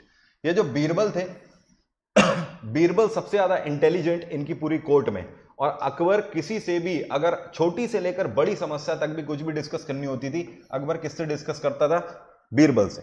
इसके बाद तानसेन इनके कोर्ट में म्यूजिशियन थे। एक क्वेश्चन ये भी पूछता है कि तानसेन का रियल नेम क्या है, आपको ध्यान रखना है तानसेन का रियल नेम है रामतनु पांडे। रामतनु पांडे। यहां पर ध्यान रखना है टोडरमल। टोडरमल इनके फाइनेंस मिनिस्टर थे, ये भी एक राजपूत थे। मान सिंह ये जोधाबाई के भतीजे हैं भाई, इनको चीफ कमांडर की पोस्ट दी थी अकबर ने। इसके बाद ध्यान रखना है अब्दुल रहीम खाने खाना, ये पोइट थे अकबर के दरबार में। आपको ध्यान दिला दूं ये अब्दुल रहीम खाने खाना उन्हीं के बेटे हैं, किसके, बैरम खान के। बैरम खान के बेटे। अभी आपने देखा था ना, ये देखिए बैरम खान कौन है, भूले तो नहीं हो, ये देखिए बैरम खान के बेटे, ठीक है। तो बैरम खान इतने खास हुआ करते थे, इस वजह से उनके बेटे को भी अकबर ने अपने सेक्रेटरी एज अ पोस्ट दी थी, जिनका नाम है अब्दुल रहीम खाने खाना। ये वही अब्दुल रहीम खाने खाना है जिन्होंने, यहां पर मैं लिख देता हूं, बाबरनामा, जो कि टर्किश लैंग्वेज में लिखी थी बाबर ने, ऑटोबायोग्राफी थी, इसको ट्रांसलेट किया है किसमें, पर्शियन लैंग्वेज में, फारसी में, और इसका नाम क्या रखा गया, तुझके बाबरी, तुझके बाबरी। ठीक है, तो ये चीज भूलना मत। अब यहां पर एक चीज और समझो, अबुल फजल और फैजी ये दोनों कौन है, ये दोनों पोएट हैं और ये दोनों रियल ब्रदर हैं। कौन है, सगे भाई हैं, रियल ब्रदर। इन दोनों ने एक किताब लिखी हुई है, इसको बोलते हैं आईने अकबरी, आईने अकबरी, और इन्होंने एक और किताब लिखी है जिसको बोलते हैं अकबरनामा, अकबरनामा। ये दोनों किताबें पर्शियन में लिखी गई हैं। ठीक है, एक चीज और ध्यान रखना है, आईने अकबरी और अकबरनामा ये दोनों बायोग्राफी है अकबर की। अब अकबर पढ़ा लिखा तो है नहीं, उसको लिखना तो आता नहीं था, ना पढ़ना आता था, तो वो अपनी किताब खुद तो लिखेगा नहीं, तो उसकी जो बायोग्राफी है वो अकबरनामा और आईने अकबरी इन दोनों भाइयों ने मिलकर लिखी है। हालांकि क्रेडिट दिया जाता है अबुल फजल को। इसके बाद भगवान दास पोएट थे और मुल्ला दो प्याजा ये कुक थे। ठीक है, तो यहां पर ध्यान रखना है, कई सारी किताबें भगवान दास की जगह हाकी मुकान भी लिखती हैं, तो क्योंकि ये डिस्प्यूटेड है थोड़ा सा, इस वजह से यहां से क्वेश्चन नहीं बनता। आप अपने हिसाब से या तो हकीम मुकान मान लो या भगवान दास मान लो, कोई भी, कोई फर्क नहीं पड़ता कुछ खास। लेकिन क्वेश्चन जो बनते हैं वो किन से बनते हैं मैं बता देता हूं। अबुल फजल से बनता है, अब्दुल रहीम खाने खाना से बनता है, बीरबल से बनेगा, तानसेन, टोडरमल और मान सिंह, इन सब से क्वेश्चन बनेगा। ठीक है, तो ये हमारे पूरे 9 ज्वेल हो गए अकबर के। आई थिंक यहाँ पर कोई भी कंफ्यूजन नहीं होना चाहिए। अब आते हैं अकबर के कोर्ट एंड कल्चर की बात करते हैं। देखो, अकबर ने अपनी कोर्ट को 2 हिस्सों में विभाजित कर रखा था। ये 2 हिस्से कौन कौन से थे, एक था दीवान आम और दूसरा था दीवान खास। दीवान आम आपको नाम से ही समझ आ रहा है, एक ऐसा एरिया कोर्ट का अकबर की जहां पर सिर्फ आम आदमी आएंगे। अकबर को अगर कोई भी स्कीम सुनानी है, कोई भी न्याय देना है, या लोगों को अकबर के सामने कोई भी लोक नृत्य प्रस्तुत करना है, या अकबर को कोई भी दान देना है, इस तरीके की कोई भी आम जनता के लिए कोई भी अगर सिनेरियो है, तो वो सारा सिनेरियो ऑर्गेनाइज किया जाता था कहां, दीवान आम में, जहां पर आम आदमी आता था अकबर से मिलने। दूसरा हो है दीवान खास। दीवान खास कोर्ट का एक हिस्सा वो हुआ करता था जहां पर सिर्फ और सिर्फ अकबर के खास लोग ही बैठा करते थे, सिर्फ खास लोगों को बैठने की इजाजत है। यह वो जगह हुआ करती थी जहां पर युद्ध नीति, राजनीति, रणनीति, ये सारी चीजें डिस्कस करी जाती थी, स्कीम्स, ये सारी चीजें डिस्कस करी जाती थी। या फिर कोई भी बाहर का राजा आके अकबर से मिलता था तो उसको दीवान खास में ही बिठाया जाता था। देन आगे आते हैं, अकबर के कोर्ट एंड कल्चर में एक बेहतरीन चीज देखने को मिलती है, यह है तुलादान सिस्टम। देखो, तुलादान सिस्टम क्या होता था, अगर कोई भी विक्ट्री होती थी अकबर की, या कोई भी खुशी का माहौल होता था दरबार में, उस केस में एक तराजू रखा जाता था, और इस तराजू में एक तरफ अकबर बैठ जाता था और एक तरफ अकबर के बराबर से सोने चांदी हीरे जवाहरात को तोल दिया जाता था, और ये जितना तोला हुआ सोना था ये सब कुछ गरीब प्रजा में बंटवा दिया जाता था। So that entire scenario was known as tuladan system. ठीक है, देन अगर बात करें अकबर की बिल्डिंग्स की, तो बिल्कुल सिंपल सी इसकी बिल्डिंग्स हैं जो आपको ध्यान रखनी है। आगरा फोर्ट इसी ने बनवाया हुआ है, फतेहपुर सीकरी की स्थापना भी अकबर ने करी हुई है, इसी के अंदर बुलंद दरवाजे की स्थापना भी करी हुई है, इलाहाबाद फोर्ट भी अकबर ने बनवाया हुआ है, जोधाबाई महल भी अकबर ने बनवाया हुआ है, और इबादत खाना भी अकबर ने बनवाया हुआ है। ये जोधाबाई महल कहां पर है, ये बता सकते हैं? जोधाबाई महल कहां पर है, कोई बता सकता है? ये जोधाबाई महल है, ये जोधाबाई महल अकबर ने कहां पर बनवाया हुआ है? Can you please tell me? आप में से कौन बता सकता है, जल्दी से बताइए।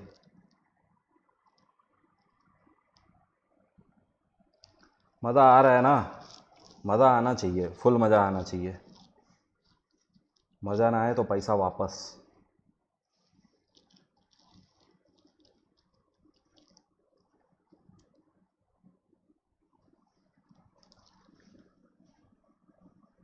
जोधपुर में, कुछ लोग कह रहे हैं लखनऊ में है, क्या बात है?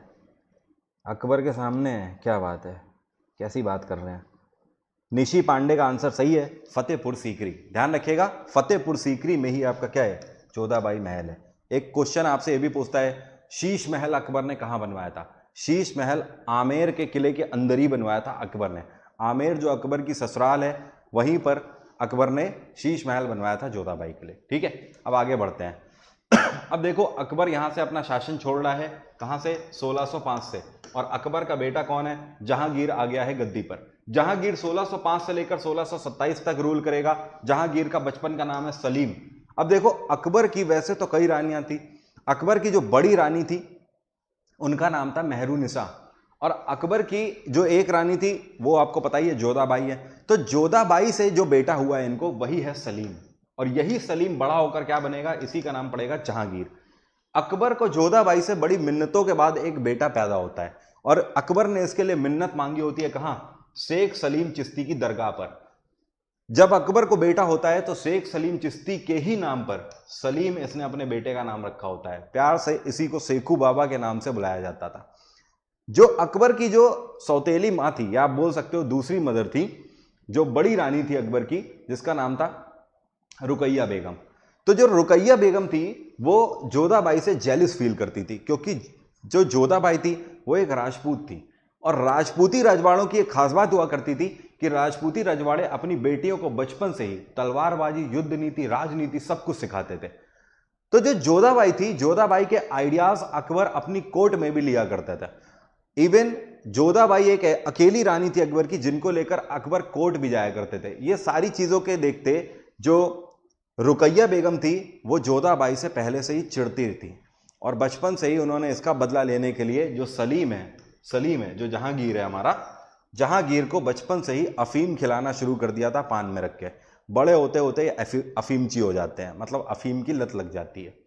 जहांगीर की अगर शादी की बात करें तो 1585 में मानबाई से शादी होती है, 1587 में जगत गोसाई से शादी होती है। यहां पर ध्यान यह रखना है कि आप देख रहे हो जो तीसरी शादी है वो मेहरुनिसा से हुई है, और 1587 से और तीसरी शादी 1611 के बीच में काफी अंतर है। मतलब ये जब शादी हुई होती है तो जहांगीर बूढ़ा राजा हो चुका होता है, बूढ़ा हो चुका होता है काफी। तो ये जब शादी हुई होती है तो जहांगीर अफीम के लालच में, क्योंकि जब इनके माँ बाप को पता लगता है कि जहांगीर को अफीम की लत लग गई है, तो अकबर ने आदेश दिलवा दिया था कि राज्य में अगर किसी के पास भी अफीम पकड़ ली गई तो उसको मौत की सजा दे दी जाएगी। अब इनको अफीम राज्य में मिलने नहीं लगी, उस केस में कहाँ जाने लगे, ये जाने लगे वैश्यालय में, और वहां पर एक नर्तकी थी, एक नाच करने वाली थी, या आप बोल सकते हो एक डांसर थी, जिनका नाम था मेहरुनिसा। इन्हीं को लोग वहां पर अनारकली के नाम से जानते थे। बात आ रही है समझ। इन्हीं से जहांगीर शादी करता है, और शादी करने के बाद, मतलब इनका रियल नेम मेहरुनिसा है, और इन्हीं को वहां पर अनारकली के नाम से जाना जाता था। इन्हीं से शादी करने के बाद जहांगीर इन्हीं को एक टाइटल देता है, कौन सा टाइटल, नूर जहां का टाइटल देता है, ध्यान रखना है। अब यहां पर क्वेश्चन एक और बनता है कि जहांगीर ने एतमाद की उपाधि किसको दी थी, एतमाद की उपाधि। तो आपको ध्यान रखना है जहांगीर ने एतमाद की उपाधि मेहरुनिसा के पिता थे, जिनका नाम है मिर्जा ग्यास बेग। यहां पर मैं लिख रहा हूं, मैं यहां लिखता हूं मिर्जा ग्यास बेग। तो मिर्जा ग्यास बेग को एतमाद की उपाधि दी थी जहांगीर ने। एतमाद का होता है मतलब होता है रिस्पेक्टेड, ठीक है। यहां पर एक चीज आपको और ध्यान रखना है, जो जहांगीर की दूसरी वाइफ थी जगत गोसाई, इनको भी जहांगीर ने एक टाइटल दिया था, कौन सा, जोधाबाई का टाइटल दिया था। तो कई स्टूडेंट्स इसी वजह से कंफ्यूज हो जाते हैं। आप लोग कई बार मुझसे पूछते हो कि सर कई सारी किताबें लिखती हैं कि जहांगीर की वाइफ भी जोधाबाई है, कई सारी किताबें लिखती हैं कि जहांगीर की माता का नाम भी जोधाबाई है। तो आप देख रहे हो जहांगीर की जो मदर है वो तो जोधाबाई है ही है, उनको अकबर ने टाइटल दिया था जोधाबाई का, लेकिन जहांगीर की जो दूसरी वाइफ है जगत गोसाई, इनको भी जहांगीर ने जोधाबाई का टाइटल दिया है। तो एक तरीके से देखो तो इनकी मदर का भी नाम जोधाबाई है और इनकी दूसरी वाइफ का नाम भी जोधाबाई है, इसलिए कंफ्यूज मत होना आप, ठीक है। तीसरी चीज ध्यान रखना है, जब जहांगीर को गद्दी पर बैठाता है अकबर, तो जहांगीर का एक भाई होता है जिसका नाम होता है खुसरो। ये खुसरो क्या करता है, अकबर के खिलाफ विद्रोह कर देता है। जब ये विद्रोह कर देता है तो अपने पिता के खिलाफ विद्रोह करने के इल्जाम में जहांगीर अपने भाई खुसरो को क्या करता है, कैद खाने में डाल देता है। और बाद में जहांगीर ऐसा पाता है कि खुसरो को प्रोवोक किया था किसने, सिखों के 5वें गुरु अर्जुन देव ने। तो अर्जुन देव को इसी के इल्जाम में जहांगीर क्या कर देता है, फांसी की सजा दे देता है। तो क्वेश्चन पूछता है कि सिखों के 5वें गुरु अर्जुन देव को फांसी किसने दी थी, your answer will B Jahangir. इसके बाद आगे बढ़ते हैं, कुछ इंपॉर्टेंट फैक्ट्स हैं जहां से लगातार क्वेश्चन बनते हैं जहांगीर के टेन्योर से। जहांगीर को किंग ऑफ जस्टिस के नाम से भी जाना जाता है। इसको किंग ऑफ जस्टिस क्यों बोलते हैं, क्योंकि इसने अपने दरबार में चेन ऑफ जस्टिस लगाई थी। ये चेन ऑफ जस्टिस क्या थी, एक बेल थी, ये घंटा था बेसिकली, ठीक है, और इससे ऐसे चेन लटकी होती थी। ये 30 यार्ड की चेन थी। जहांगीर ने इसके पीछे एक कंसेप्ट रखा था। जहांगीर का कहना था किसी को भी मुझसे मिलना है, मतलब अगर राजा से मिलना है तो वो आए और इस घंटी को बजा देगा। जो भी इस घंटी को बजाएगा, तो बाहर खड़े जो दरबारी हैं उनको आदेश दिया गया था जहांगीर के द्वारा कि वो उस व्यक्ति को डायरेक्ट मेरे सामने ले आए।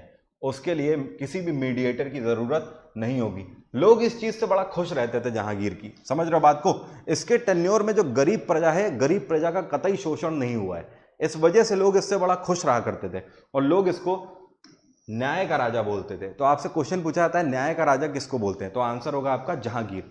इवन जहांगीर के टेन्योर में ही चित्रकारी अपने चरम पर थी, पेंटिंग अपने चरम पर थी। आपसे क्वेश्चन पूछता है ये कौन सा मुगल शासक है जिसके टेन्योर में चित्रकारी अपने चरम पर थी, तो आपका आंसर होगा जहांगीर। तभी आप देख रहे हो इस टाइम की ये पेंटिंग बनाई है कुछ चित्रकारों ने, जिसमें ये दिखाया गया है कि जहांगीर आप देख रहे हो गरीबों को गले लगा रहा है। इवन ये भी बोलते थे कि जहांगीर के टेन्योर में कोई गाय, बकरी या कुत्ता जैसे कोई भी जानवर अगर आके इस चैन को बजा देते थे तो उनको भी जहांगीर के सामने ले आया जाता था। तभी देखिए नीचे डॉगीज वगैरह बैठे हुए हैं, समझ रहे हो। So now you can imagine how या फिर why he was also known as king of justice, न्याय का राजा इसको क्यों बोलते थे। साथ में आपको ध्यान रखना है, देखो 1600 में ईस्ट इंडिया कंपनी अब भारत में आ चुकी है, 1600 में, ठीक है। तो 1600 के टेन्योर के बाद ही आप देख रहे हो 1608 में पहला ब्रिटिशर्स जहांगीर के कोर्ट में आया था, जिसका नाम था कैप्टन हॉकिंस। ये आप देख रहे हो कैप्टन हॉकिंस जहांगीर से मदद लेने आया हुआ है। ये जहांगीर से परमिशन लेने आया था फैक्ट्री लगाने की 1608 में। तो ये क्वेश्चन बनता है। इसके बाद 1615 में दूसरा ब्रिटिशर आया था जिसका नाम था सर थॉमस रो। ये भी फैक्ट्रीज की परमिशन के लिए आया था। जहांगीर ने अपनी ऑटोबायोग्राफी लिखी है जिसका नाम है तुझके जहांगीरी। ये पर्सियन लैंग्वेज में लिखी गई है, ठीक है। और जहांगीर की टॉम्ब कहाँ है? लाहौर में। आज की डेट में भारत में नहीं है, पाकिस्तान में है। अब बताइए जहांगीर तक हो गया है, कोई भी कंफ्यूजन हो तो जल्दी से बताओ। अब हमारे केवल 2 रूलर बचे हुए हैं, एक शाहजहां और दूसरा औरंगजेब। बताइए जल्दी से, कोई कंफ्यूजन हो तो बताइए, बताइए जल्दी बताइए, देर नहीं लगनी चाहिए, बताइए जल्दी से, फिर आगे बढ़ते हैं। समय कितना हो चुका है? समय काफ़ी हो चुका है आज तो। कोई नहीं, पूरा करके ही हटेंगे।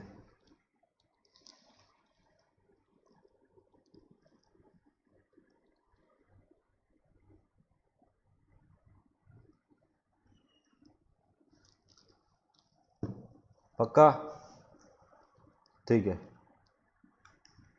चलो आगे बढ़ते हैं।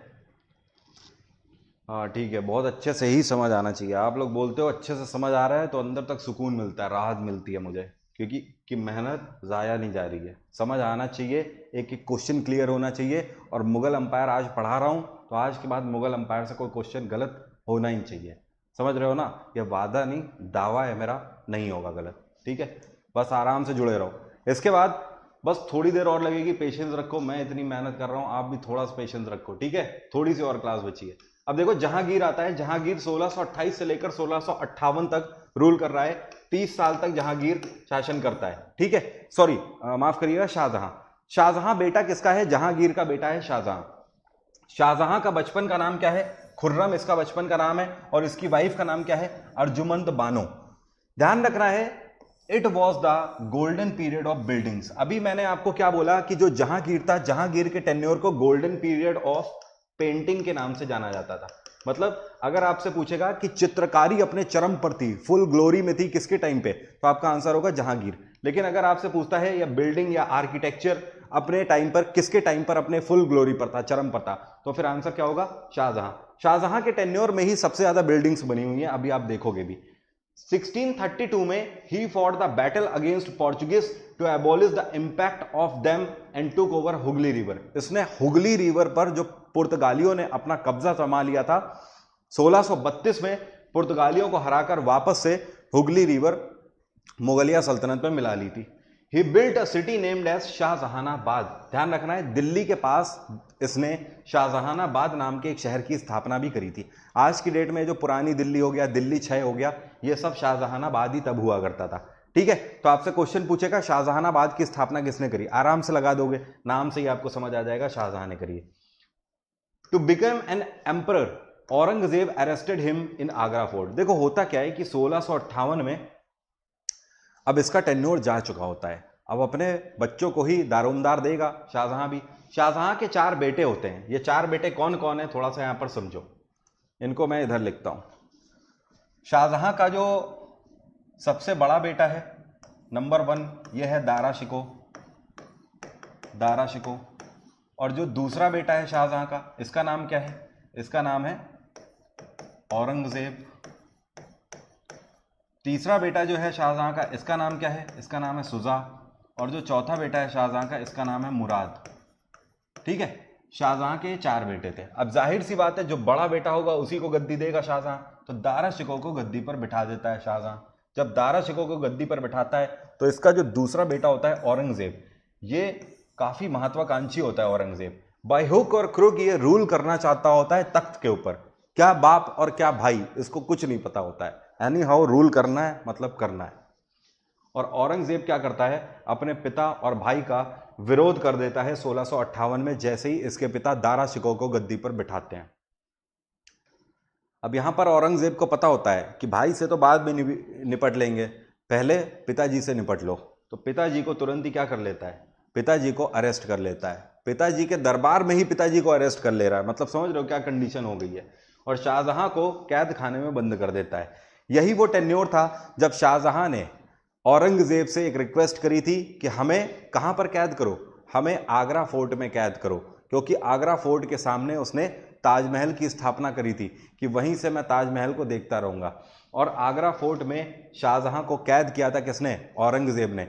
यह कैद किया था 1658 में, और वहीं पर 1666 में 8 साल बंद रहने के बाद शाहजहां की मृत्यु हो गई थी।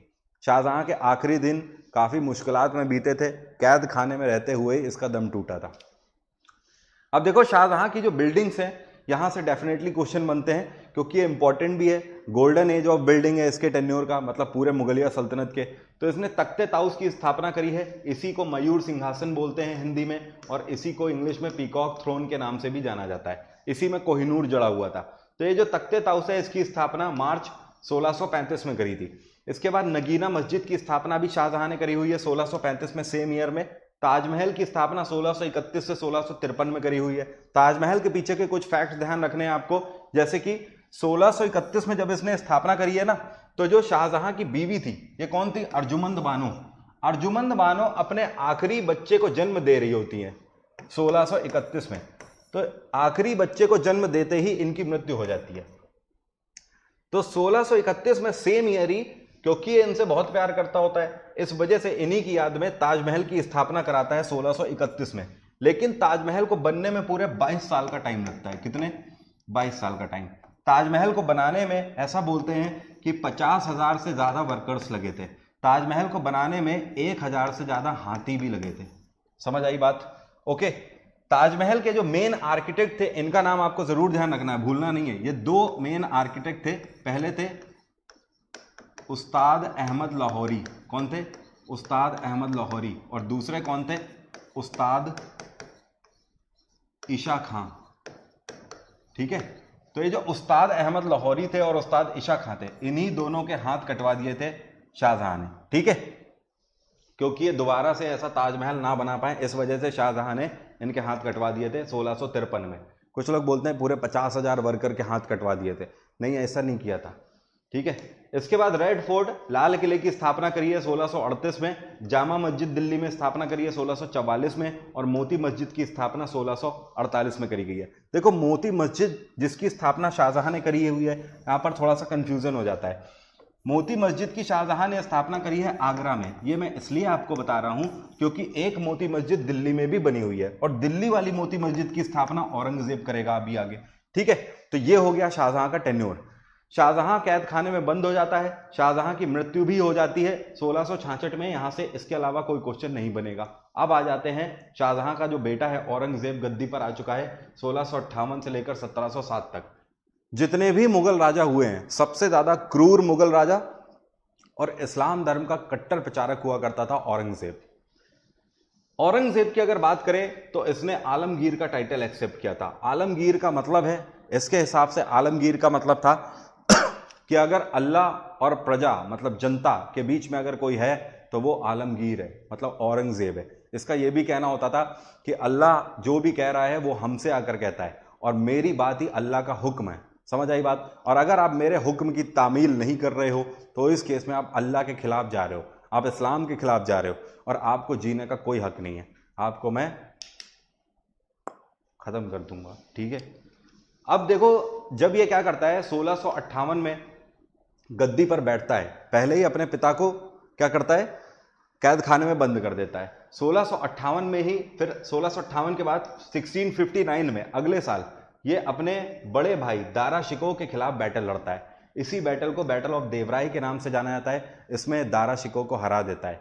दारा शिकोह यहां से तो भाग जाता है, लेकिन इसे पता होता है कि दारा शिकोह कल को अगर आ गया तो वो जरूर मुझे मार देगा, क्योंकि दारा शिकोह एक वीर शासक होता है। दारा शिकोह वीर होता है, वो भी लड़ने में काफी अच्छा खासा होता है और दारा शिकोह निपुण होता है। जाहिर सी बात है वो डिजर्व कर रहा होता है, डिजर्विंग कैंडिडेट होता है तख्त के लिए, तभी तो शाहजहां ने उसको तख्त दिया होता है। लेकिन वक्त का तगाजा ही उल्टा बैठ रहा होता है, जिसकी वजह से दारा शिकोह गद्दी पर शासन नहीं कर पा रहा होता है। बैटल ऑफ देवराय भी हारता है क्योंकि मुगलिया सल्तनत ऑफिशियली किसके पास है, औरंगजेब के पास है। इस वजह से दारा शिकोह के पास अपने कुछ फेवरेट आदमी थे, बाकी पूरी सेना थोड़ी थी। इस वजह से दारा शिकोह बैटल ऑफ देवराय हार जाता है। लेकिन औरंगजेब मौका नहीं देता है। औरंगजेब क्या करता है, उसके ऊपर इल्ज़ाम लगा देता है कि दारा शिकोह ने इस्लाम धर्म की अवहेलना करी है और इस इल्ज़ाम में उसको मौत की सज़ा सुना देता है और आदेश दे देता है कि वो जहाँ भी मिले उसको मार दिया जाए और दारा शिकोह को मरवा देता है। यहाँ से दारा शिकोह का चैप्टर क्लोज हो जाता है। ध्यान रखिएगा, एक चीज़ और ध्यान रखिएगा, एक क्वेश्चन पूछा जाता है, ये कौन है जिसने गीता को ट्रांसलेट किया है? जी हाँ, भगवत गीता को जिसने ट्रांसलेट किया है फारसी लैंग्वेज में। तो आपका आंसर क्या होगा? दारा शिकोह। दारा शिकोह ने ही भगवत गीता को ट्रांसलेट किया है, किसमें? पर्शियन में, फारसी में। एक चीज और ध्यान रखिएगा, जो औरंगजेब है इसने आलमगीर का टाइटल एक्सेप्ट किया, लेकिन औरंगजेब जो है इसको दो टाइटल लोगों ने दिए। ये दो टाइटल कौन कौन से हैं? एक तो जिंदा पीर का टाइटल है और दूसरा शाही दरवेश है। जिंदा पीर का टाइटल और शाही दरवेश का टाइटल इसको इसलिए दिया गया क्योंकि अपने आप में ये चलता फिरता इस्लाम अपने आप को कहता था। बात आ रही है समझ? इस वजह से इसको जिंदा पीर के नाम से जाना जाता था। और शाही दरवेश इसको इसलिए बोला जाता था, दरवेश मतलब फकीर, ओके। लेकिन फकीरों जैसी बातें करता था, लेकिन कौन से वेश में था? शाही वेश में था, एक राजा के वेश में था। इस वजह से लोग शाही दरवेश बोलते थे। इसको फकीर क्यों बोला गया, मतलब दरवेश क्यों बोला गया? क्योंकि हर टाइम इस्लाम की ही बातें करता था, इस्लाम का ही प्रचार प्रसार करता था। जो इस्लाम को नहीं मानता था उनको काफिर बोलता था। यहां पर ध्यान रखना है 1659 में coronation ceremony of red fort, red fort में इसने अपनी कोरोनेशन सेरेमनी कराई है, मतलब राज्याभिषेक कराया है। तो ये मैं यहां पर अलग से क्यों लिख रहा हूं? क्योंकि क्वेश्चन एसएससी ये पूछता है कि कौन सा मुगल शासक है जिसने 2 बार अपनी कोरोनेशन सेरेमनी कराई है, 2 बार अपना राज्याभिषेक कराया है। तो आपका आंसर क्या होगा? औरंगजेब। औरंगजेब ने 2 बार अपना राज्याभिषेक कराया है, एक जब अपने पिता को 1658 में कैद खाने में डाला तब, और एक जब अपने भाई को मारा है 1659 में, तब धूमधाम से इसने रेड फोर्ट में अपना कोरोनेशन सेरेमनी कराया। इसके बाद 1669 में इसने क्या किया? इसने झरोका दर्शन को बंद कर दिया। झरोका दर्शन एक ऐसा सिस्टम था कि जैसे कोई भी राजघराना होता था तो राजा अगर जैसे अकबर बैठा है या जहांगीर बैठा है, तो ये सब लोग जब हुआ करते थे तो इस टाइम में ऊपर से विंडोज बना दी जाती थी, जिससे महिलाएं यहां पर सारी चीजें सुन पाती थी। महिलाओं को भी हक होता था सारी चीजें देखने का, नृत्य वगैरह देखने का, लोक नृत्य जो भी होते थे। और जो खास महिलाएं होती थी वो बीच में एडवाइस भी दे देती थी। तो ये सारी चीजें चलती थी, लेकिन इसने कहा ये इस्लाम के खिलाफ है, महिलाओं को शासन में बीच में नहीं बोलने का हक है, और झरोका दर्शन को इसने बंद करा दिया। In 1669 he terminated all musicians of his court. 1669 में जितने भी म्यूजिशियंस थे उसकी इसने छुट्टी कर दी। इसने कहा सबकी छुट्टी आज से, लॉकडाउन के तहत आपको क्या करना है? वर्क फ्रॉम होम करना है। समझ गए? तो सारे म्यूजिशियंस की छुट्टी कर दी। क्वेश्चन पूछता है सारे म्यूजिशियंस को बैन करने वाला कौन था? ये औरंगजेब ही था। इसने मदिरा को भी बैन किया था, वाइन को बैन किया था अपने टेन्योर में। ध्यान रखिएगा, और ध्यान रखिएगा वो एक अलग चीज़ है कि इस बात का जवाब किसी के पास नहीं है। ये कहता था कि इस्लाम में म्यूजिक हराम है, इस्लाम में म्यूजिक की जगह नहीं है, लेकिन वो एक अलग की बात है कि औरंगजेब खुद वीणा बजाता था, ये खुद एक वीणा वादक था। ये चीज़ ध्यान रखिएगा। 1670 में ही एबॉलिश्ड तुलादान सिस्टम। जो अकबर चला रहा था जो तुलादान सिस्टम, वो तुलादान सिस्टम भी इसने बंद कर दिया 1670 में। ध्यान रखिएगा, फारसियों का एक त्योहार था नौरोज फेस्टिवल, जिसको बलबन ने स्टार्ट किया था। और कब स्टार्ट किया था? 1265 में, स्लेव डायनेस्टी, दिल्ली सल्तनत में। ठीक है, वो मैंने अभी आपको पढ़ा ही नहीं है वैसे, बट आप लोगों ने पढ़ी होगी आई होप। तो बलबन ने जो नौरोज फेस्टिवल स्टार्ट किया था, उस नौरोज फेस्टिवल को पूरी दिल्ली सल्तनत मनाती हुई आ रही थी, अभी तक भी वो मनाया जा रहा था। इसने नौरोज फेस्टिवल को मनाना बंद कर दिया, ध्यान रखिएगा। 1679 में इसने री इम्पोज किया जजिया टैक्स। इस जजिया टैक्स को फिरोज शाह तुगलक ने लगाया था, उसके बाद अकबर ने इसको हटाया और इसने री इम्पोज कर दिया, फिर से लगा दिया, ध्यान रखिएगा। अगर बिल्डिंग्स की बात करें तो कुछ खास बिल्डिंग नहीं है इसकी, बस आपको ध्यान रखनी है 2 चीज़ें। मोती मस्जिद की स्थापना इसने रेड फोर्ट में करी हुई है। देखो अभी मैंने आपको बताया था कि ये जो मोती मस्जिद है जिसकी स्थापना शाहजहां ने करी हुई है, ये आगरा में करी हुई है, यही बड़ी मस्जिद है, यही मेन मस्जिद है। अब देखो यहाँ पर भी 2 तरीके से क्वेश्चन पूछेगा। एक क्वेश्चन आपसे पूछता है कि मोती मस्जिद की स्थापना किसने करी, तो आपका आंसर क्या होगा? शाहजहां। मतलब ये देखो नॉर्मल क्वेश्चन था, मोती मस्जिद की स्थापना किसने करी, who built Moti Masjid, your answer will be Shahjahan. दूसरा क्वेश्चन अगर आपसे पूछेगा हु बिल्ट मोती मस्जिद इन दिल्ली, इन दिल्ली, दिल्ली में किसने स्थापना करी, तो फिर आंसर क्या होगा? औरंगजेब। समझ गए बात को? जब भी आप रेड फोर्ट में जाओगे तो अंदर जाके देखोगे बिल्कुल छोटी सी मस्जिद बनी हुई है, उसको भी मोती मस्जिद बोलते हैं। ठीक है, इसके बाद आपको ध्यान रखना है महाराष्ट्र के औरंगाबाद में इसकी वाइफ जो थी इसकी वाइफ का नाम था दिलरास बानो। यहां पर मैं लिख देता हूं दिलरास बानो। तो दिलरास बानो की याद में, ये एक ईरानियन महिला थी, इनकी याद में इसने बीबी का मकबरा बनाया था, क्योंकि वाइफ थी इसी वजह से बीबी का मकबरा इसको बोलते हैं। ठीक है, उन्हीं की समाधि स्थल है ये, और इसी को ब्लैक ताजमहल के नाम से जाना जाता है। इसको ब्लैक ताजमहल इसलिए बोलते हैं, ये बीबी का मकबरा है आपके सामने, आप देखो ये बिल्कुल हूबहू ताजमहल की तरह आपको दिख रहा है, लेकिन खास बात यह है कि ताजमहल सफेद संगमरमर का बना हुआ है, लेकिन ये ग्रे शेडेड पत्थरों का बना हुआ है। इस वजह से इसको ताजमहल की नकल के नाम से भी जाना जाता है, ये ताजमहल की डुप्लीकेट कॉपी के नाम से भी जानी जाती है, और इसी को ब्लैक ताजमहल बोलते हैं। इसकी टॉम्ब कहां पर है? औरंगाबाद में। मतलब औरंगजेब की टॉम्ब भी औरंगाबाद में और बीबी का मकबरा भी औरंगाबाद में। औरंगाबाद जब आप जाओगे बीबी का मकबरा, तो इसी के जस्ट बराबर में टॉम्ब बनी हुई है औरंगजेब की। तो ये था हमारा मुगल अंपायर। उम्मीद करता हूं आप सभी को क्लियर हो गया होगा, एक एक चीज आप सभी को क्लियर होगी, कोई भी कंफ्यूजन नहीं रह गया होगा, ये उम्मीद मैं रखता हूं। और कल 15 मई से कोर्स स्टार्ट होने वाला है, आप लोग ज्वाइन कर सकते हो, जिसके लिए मैं आपको वादा करता हूं, जिसके लिए भी जीएस कोई भी प्रॉब्लम रखती है, जीएस आपको कभी याद नहीं हुई है, आप देख रहे हो, अगर आपको लगता है कि आप मेरे साथ तैयारी करोगे, और ये मेरा वादा है कि अगर मैंने आपको जीएस पढ़ा दी तो 20 से ऊपर क्वेश्चन आप स्कोर करोगे ही करोगे, ये वादा है मेरा आपसे। सबसे स्टैटिक जीके से लेकर हर एक कोर्सेज मेरे चल रहे हैं, आप प्लस में सब्सक्रिप्शन ले सकते हो। इस रेफरल कोड का ध्यान रखें, ये डिस्काउंट कोड है वरुण 777, इसका आप यूज करेंगे 10% का डिस्काउंट मिल जाएगा। और ये जो एसएससी लीजेंड कल से स्टार्ट हो रहा है, इसमें मैं आपको जीएस पढ़ा रहा हूं, पवन राव सर मैथ्स पढ़ा रहे हैं, बरखा मैम आपकी इंग्लिश पढ़ा रही हैं, रानी मैम इंग्लिश पढ़ा रही हैं, अमन श्रीवास्तव आपको मैथ्स पढ़ा रहे हैं, और प्रतियोगिता मंत्रा पढ़ा रहे हैं। सो उम्मीद करता हूं आप सभी को सेशन बहुत बढ़िया लगा होगा। क्लास को लाइक करो, ज़्यादा से ज़्यादा शेयर करो, ठीक है। Thank you so much, have a nice day, take care, bye bye, good night, सो जाइए आराम से। और अब मैं भी जाता हूं, सुल्तान को नींद आ रही है। Bye bye bye everyone, take care. क्या हुआ, डायलॉग सुनना है क्या?